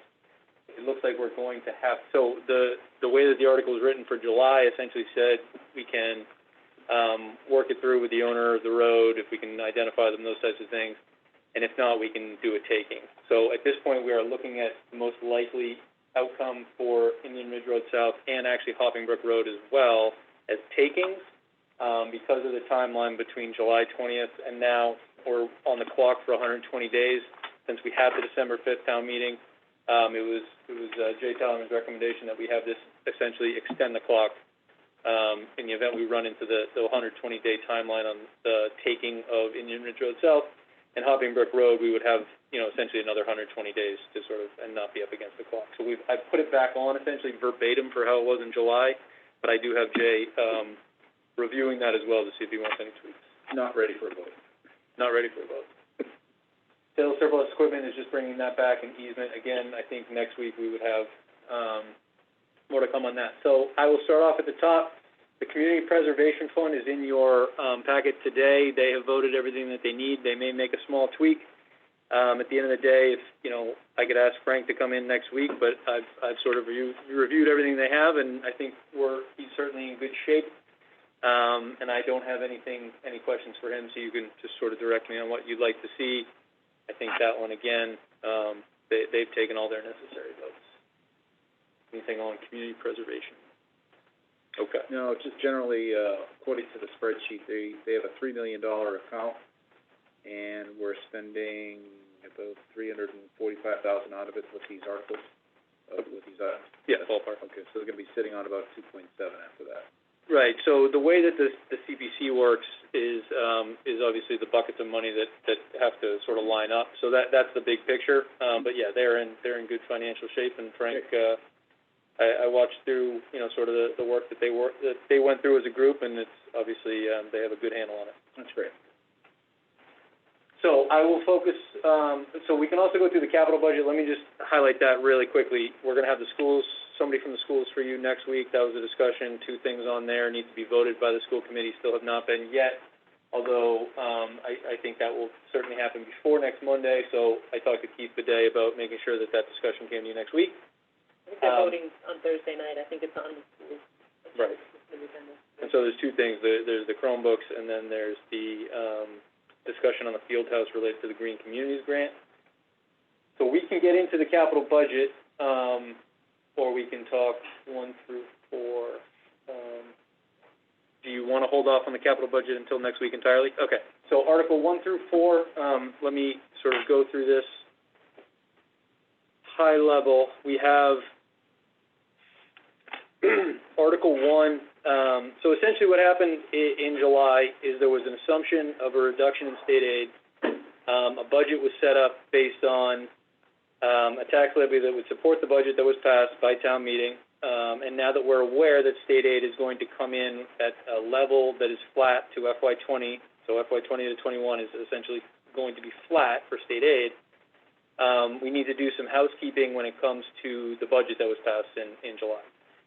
Within that, I think what I've set up here puts us in good position, and we'll continue to discuss this with the Finance Committee and you, and if there's any questions, just sort of let me know as I'm going through.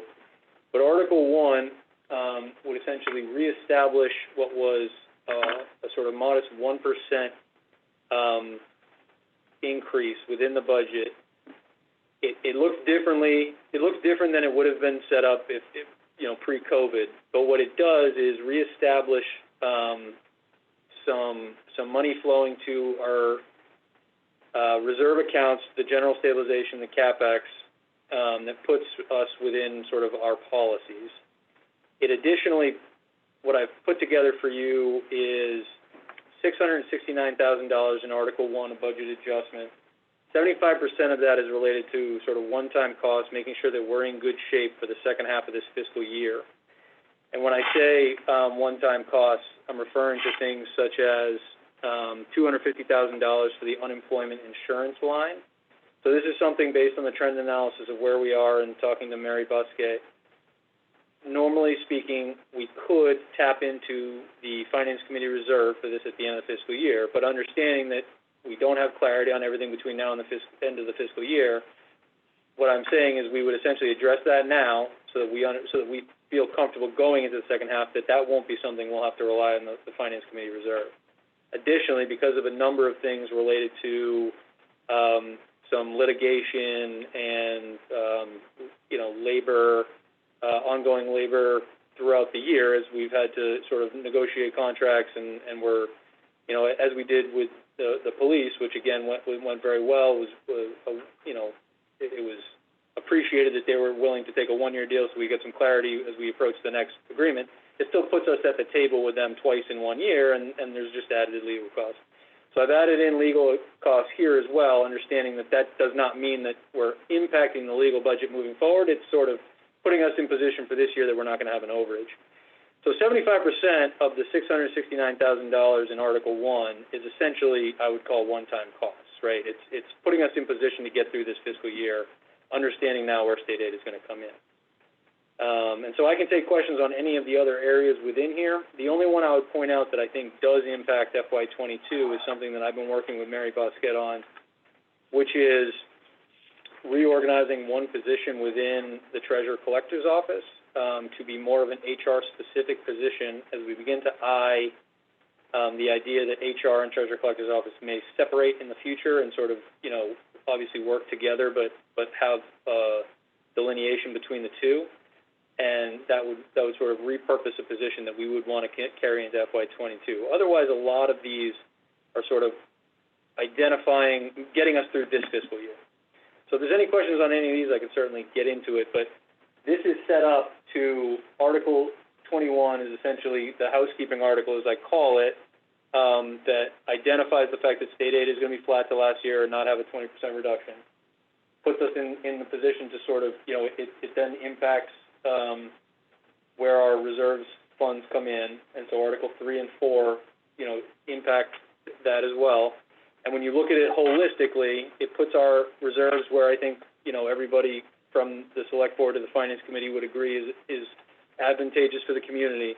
But it also addresses through Article 1, the idea that, as I think I mentioned off the top, when Chief Cassidy brought a request from the Board of Health to get hours between now and December 31st, well, what happens after December 31st if we don't get a second round of CARES Act funding? So, being able to say, here's some other hours that we can factor in now so that the Board of Health budget is in good shape going into the second half of the year, doesn't mean it's impacting FY22. It's just sort of reflecting that. And it's not a huge dollar amount, but it's sort of reflecting some of those things that we can plan for right now and just getting ourselves in good shape while also, as I said, housekeeping. I think Article 1 through 4 together get us in a very good position to end the year. And then I would also just point out that Article 1 also, one impact of it is that it currently, the way it's constituted, would leave about $500,000 in unused levy capacity, which would be, obviously beneficial to a taxpayer who's looking at this, because that is going to reduce the tax rate by leaving that amount of money on there. So the budget that was set up in July assumed the tax levy that sort of taxed to the levy, the highest amount that could be, to get us through the July town meeting. Now with a change in a couple assumptions, we're able to sort of reduce that assumed tax levy from July down by $500,000, which impacts the taxpayer in a positive way. So I think that's everything on Articles 1 through 4. And let me see if we've got any questions. Any questions? Yeah, couple questions. So we're basically looking to add $1.7 million to the CapEx fund in Article 4. Is that correct? And then the spending is going to be less, so we're going to be adding a net of $256,000 to the CapEx? Yes. So the way I currently have these designed, as you're mentioning, would leave the stabilization fund at 7.2 approximately, and the CapEx fund at 7.2 approximately. It's Sharon, Mary, and I's sort of goal would be to make sure that the general stabilization fund is healthy at the end of this exercise. And how would you define healthy? Is it like meeting the financial policies of the? Okay.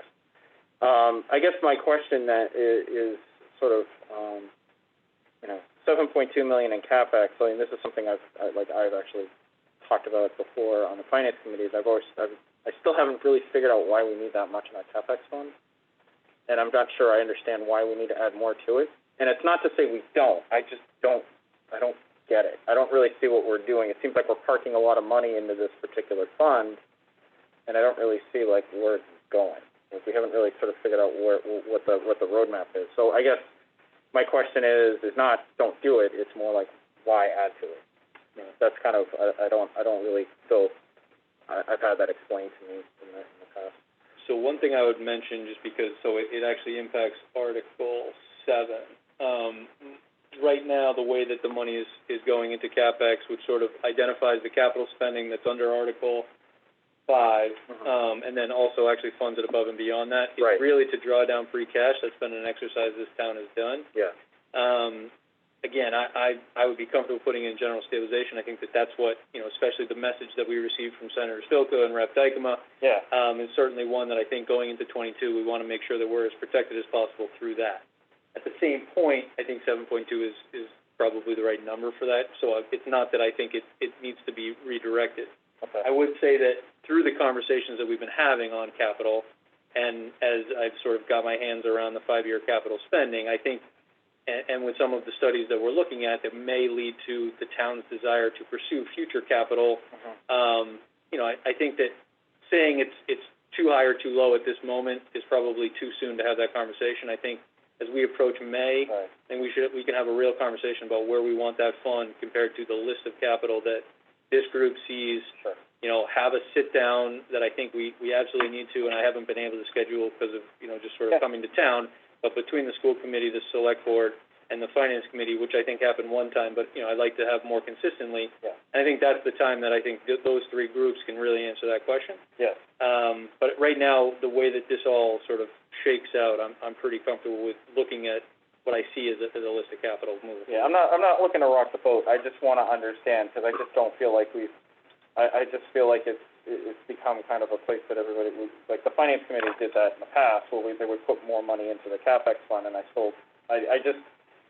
just wanted to explain, to sort of figure out, it's not that it's too high, it's not that it's too low, it's just I want to understand what is it there for, like what is the plan, what is the long-term thoughts about it. And I know, because I'm involved in the capital subcommittee, that we are trying to work towards that end, but I just sort of want to make sure that that we are thinking about that in that particular stuff. So, that's all I have. Thank you. Yeah. Well, so 2 questions. One is we have not turned away, for this town meeting, we've not turned away any capital requests with the exception of the boiler for the police station, that's coming off. But in general, we haven't turned away a department's request for capital spending. I would say the one request that is now sort of on the May timeline to come back, probably through TAC, is the cameras on lights on the Washington Street corridor. Yep. Will probably be coming back more on the May timeline. Okay.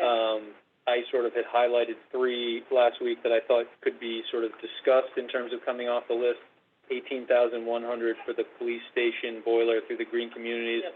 The facilities manager, the IT director, who sort of has been heading up the Green Communities Initiative grant, and myself, and, sort of looked at that and just said the ROI does not work. Yeah. Okay. So that one did come off. I had also highlighted sort of, just a couple others to speak of. I think the number was, the capital subcommittee, I think, and this group seemed to be comfortable with the overall number, especially understanding where the school may come in, and if they don't, approve their 2 items for later in the week, then it would be even lower. I think the number that we're at for capital is I'm comfortable with. Okay, well, yeah, kind of piggyback on Ben's comment, at $7.2 million for capital expenditure fund, I would not think it would be appropriate to be turning away capital requests, given the state of our capital expenditure fund. So, and if I can, because Chief Cassidy's here, I followed the conversation from the budget subcommittee, the capital subcommittee meeting of last Thursday. And I wanted to add a comment for you real quick on another justification for those cameras on the downtown intersections. That 1 mile stretch between kind of either end, so if downtown's middle, a half mile either end, we have on average, every year, 50 to 60 crashes, which represent about 15% a year of the total crashes in the town of Holliston, happening on that 1 mile stretch. So in terms of justification for the need, it would be totally reasonable that in the future we're going to continue to see a large number of crashes and perhaps need to review video footage. So I wanted to put that out there. My only other question was, that was it. Appointment question. Comment and question, There you go. Fran, sorry. I have a few questions, Travis. Let's go to the green column on the spreadsheet that showed the various buckets of funding, unused levy capacity. So I don't have that up here for Chris. I can send that to him. Okay, well, let's just, you and I have this conversation relative to what you've sent to us. This shows the various funding sources to support the articles, the similar view to what you had up here. And, some of this piggybacks on what Ben was saying. We are looking at an unused levy capacity of $1.8 million. And that's coming back to us because the budget that was put together for FY21 and was approved projected aggressive cuts in local aid that did not materialize. State aid, that did not materialize, correct? Right, the cherry sheet revenue. And so now we need to assign those costs to typically operating style expenses, or not. I think generally this town has, so under the raise and appropriator tax levy, has used that to make sure that the reserves get in the right place, but then also, support the budget essentially. Can you, you started off by giving us some brief examples of what $669,800 made up. I think you said 75% were one time. Can you give me the list of those items again, please? Sure. So the legal expense that I have in here, projecting out for the rest of the year, litigation and labor, was $108,000. I would think that the FY22's legal budget will probably need to increase off the 21, but I don't think it'll be this sizable, which is why I call it one time. So $108,000 for legal. The finance committee reserve fund has been used once already so far this year, so I'm saying $40,000 goes back into that. That certainly will not be necessary in FY22. So that's $40,000. Of the public buildings and maintenance, I have $105,000.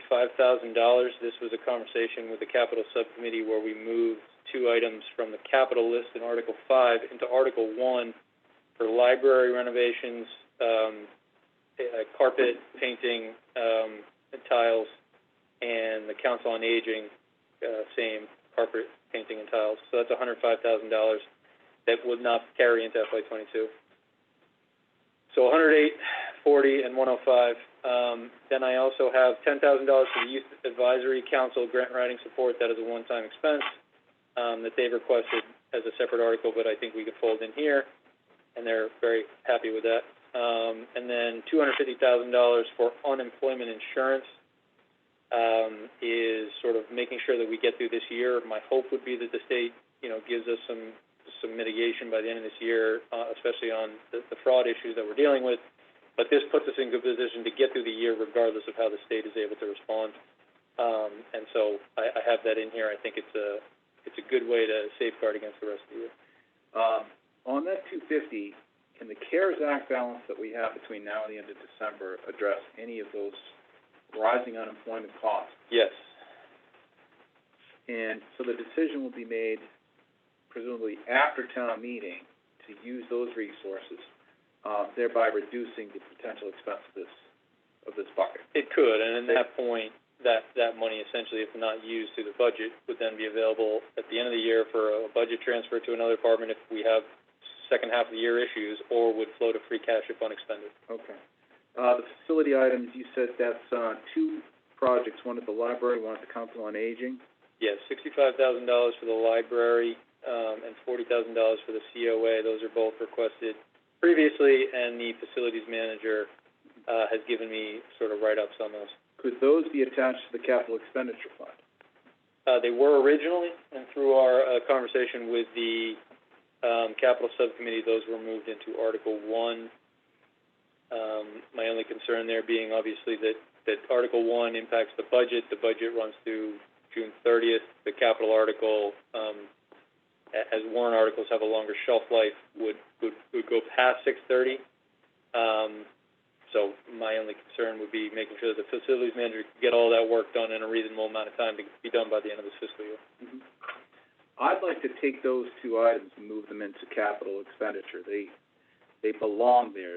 You know, Ben is asking, what is the CapEx budget for? What are we saving for? I understood it always to be a de facto stabilization fund of its own means. We're sitting on $250,000 that's not being spent as a result of this. I'd rather attach those costs to the capital expenditure piece and leave the balance for the unused levy capacity to grow into free cash next year. That's how I see it. I think it should be under CapEx. So you're saying, John, the, buildings of 105K, the COA in the library? Yeah, those are capital, no, there are two capital items. One is 65 for the library, and I believe that's the sidewalk, is that what they're doing?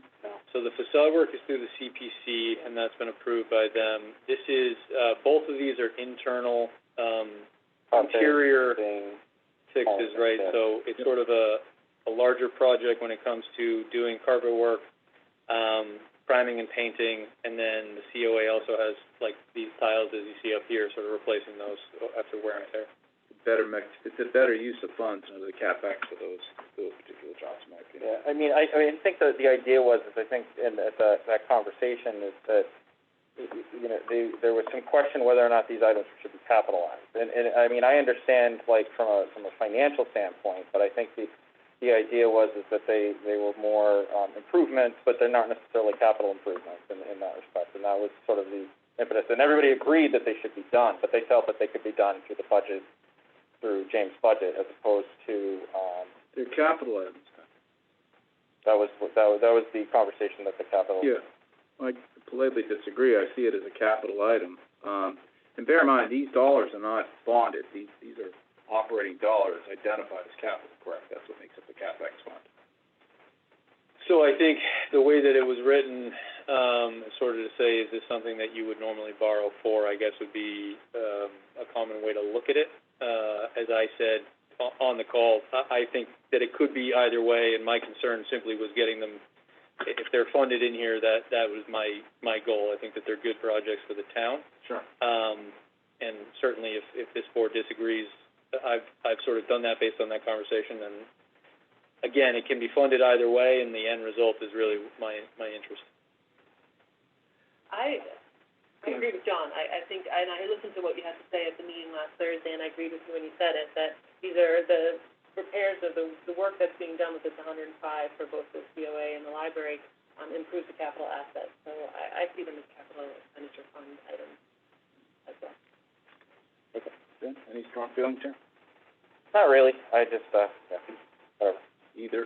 I want it done. That's really, these things have been on the warrant too many times now, or conversation, and they need to be completed. Righto. That's all. That's my goal. All right. Do you need a vote from the board, or is this good enough for consensus for you to adjust this to show the 105 moving to CapEx? So, sure, instead of Article 1, these would be reflected in Article 5. The end result would obviously impact potentially, could potentially impact Article 3 as well.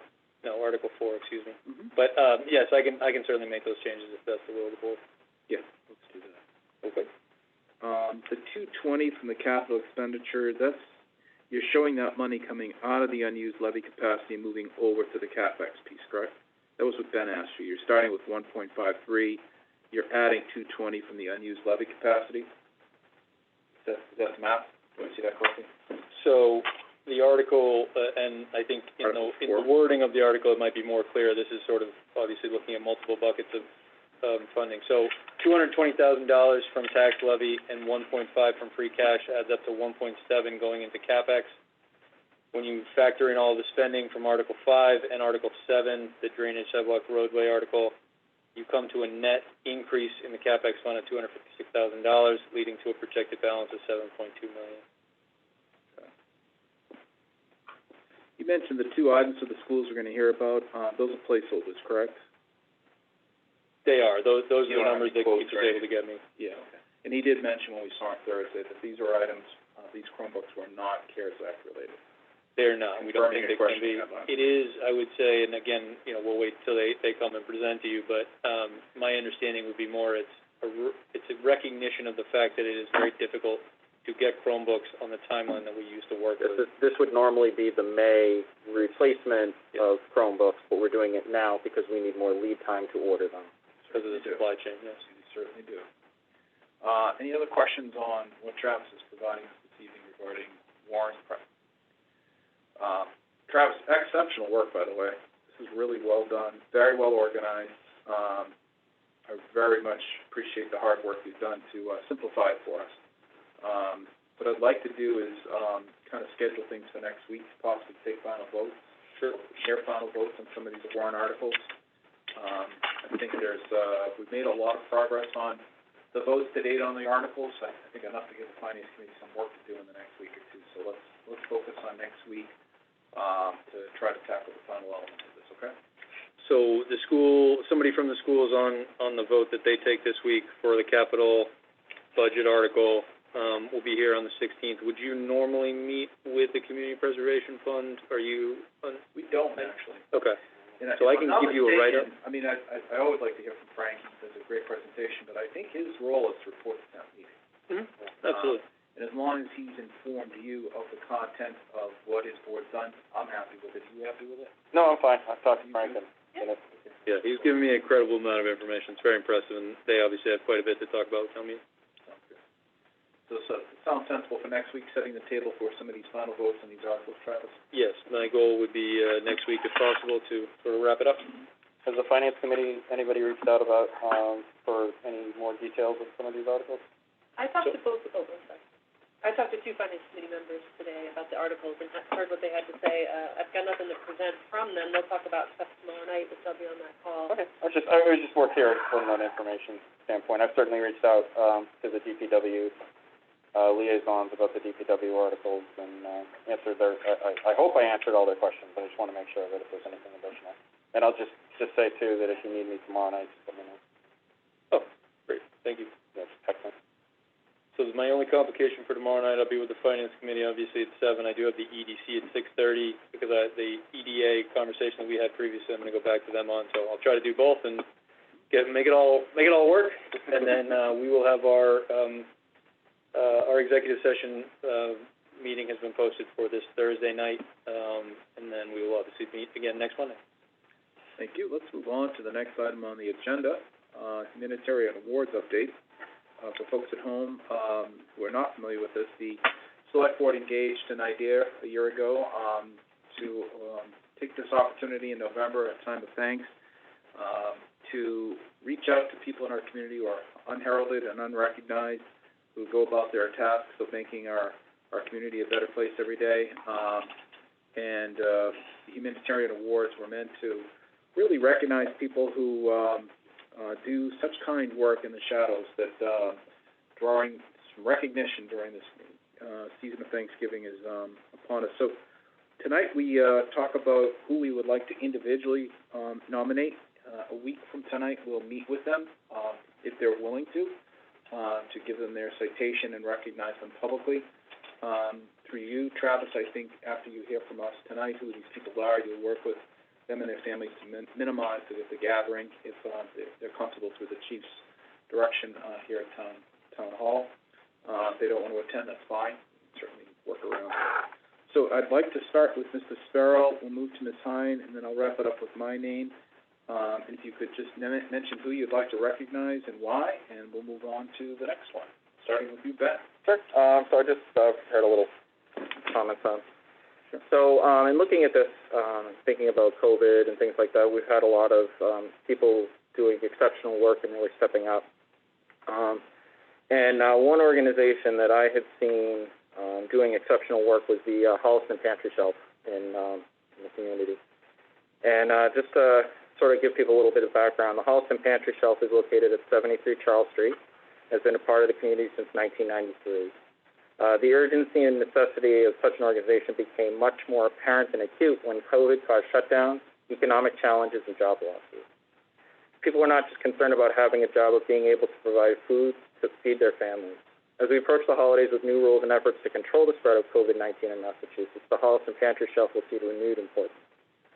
Throughout the past few months, HPS has been working hard to receive donations, deliver food to needy residents, and open their doors to residents who need help. With these conditions in mind, I would like to nominate the president of the board of HPS, Keely Krantz, for the Humanitarian Award in 2020.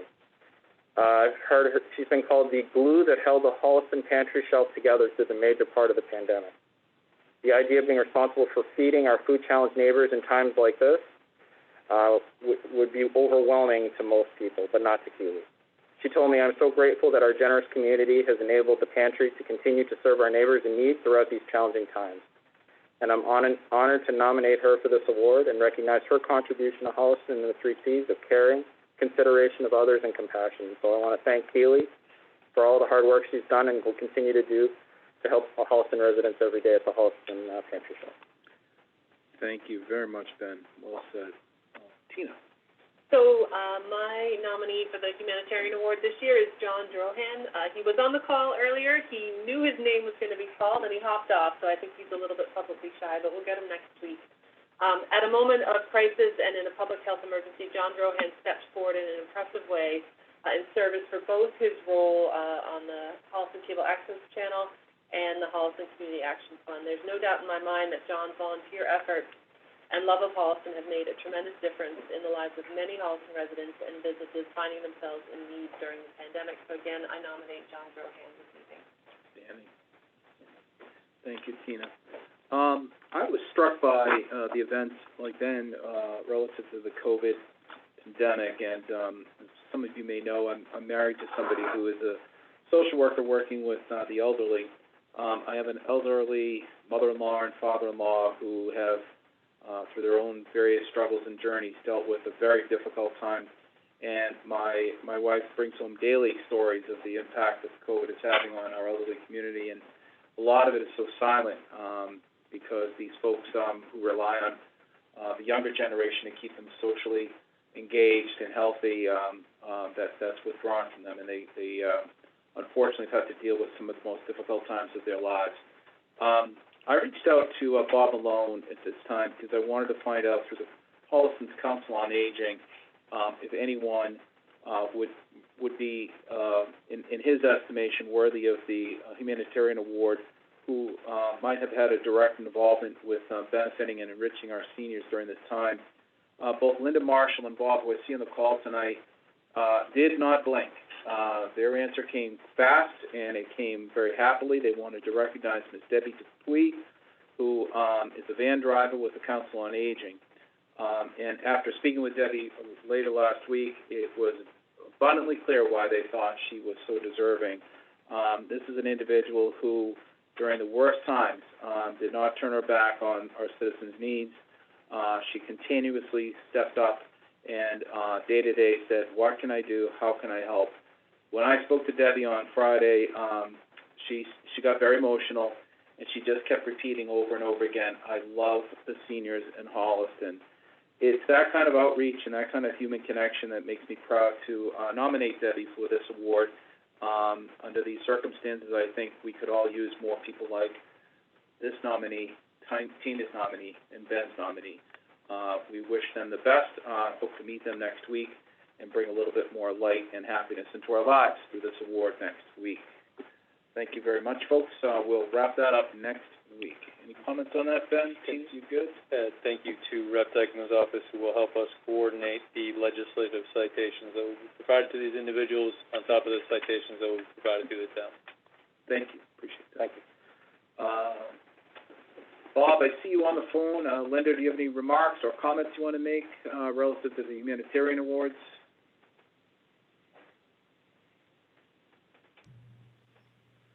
Bob, Linda, you good? Yep, go ahead. If you'd like to say something, go ahead.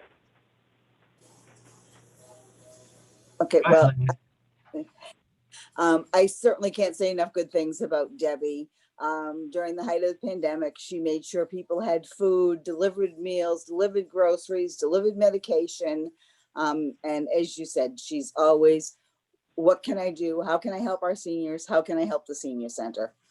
She's just a wonderful person, and certainly an asset to our town. Thank you, Linda. Bob, did you have anything you want to add? Are you good?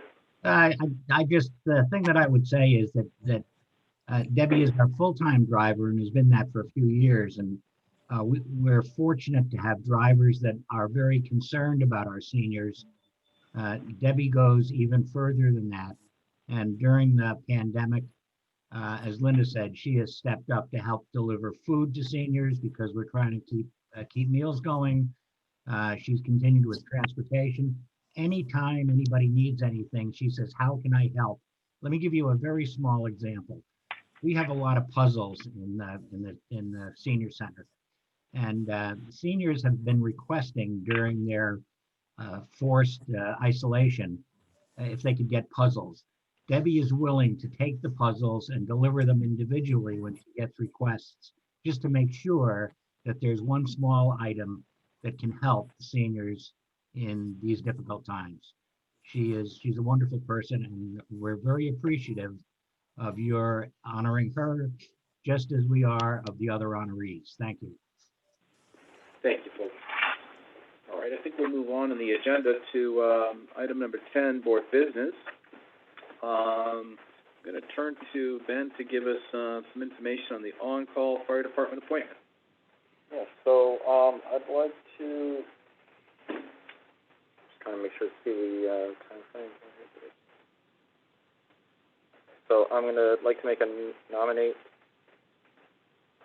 Arthur Fenno as an on-call firefighter for the Holliston Fire Department. So I'll make a motion to appoint Arthur Fenno to be an on-call firefighter. I'll second that. All those in favor say aye. Aye. That carries. Next item, Beth. Next item, Meeting minutes. I'd like to make a motion to approve the meeting minutes from October 26th, 2020 for the select board. I'll second that. All those in favor say aye. Aye. That carries. Last time. I would like, there's a donation. Do we have any write-up about the donation, Charlie? And that it's in memory of Jerry Chartrand to the senior center from Michael and Donna Barry. Yes, I just always like to check to see if there's any restrictions on the use of the donation. I believe so. Okay. So I'd like to make a motion to accept the donation to the senior center in memory of Jerry Chartrand from Michael and Donna Barry in the amount of $100. I'll second that. All those in favor say aye. Aye. That carries. Last item on our agenda this evening is other business. Mrs. Sparrow, anything? Nope. Ms. High. No, and having a look over Arthur Pino's resume here, he's going to be a great addition to the fire department. I have no other items for business, so at this point I'll entertain a motion to adjourn. So moved. Second. Second with the comment that what is this, the meeting ending in under 3 hours? I absolutely second it. So. All those in favor say aye. Aye. Good night, Holliston. We will catch you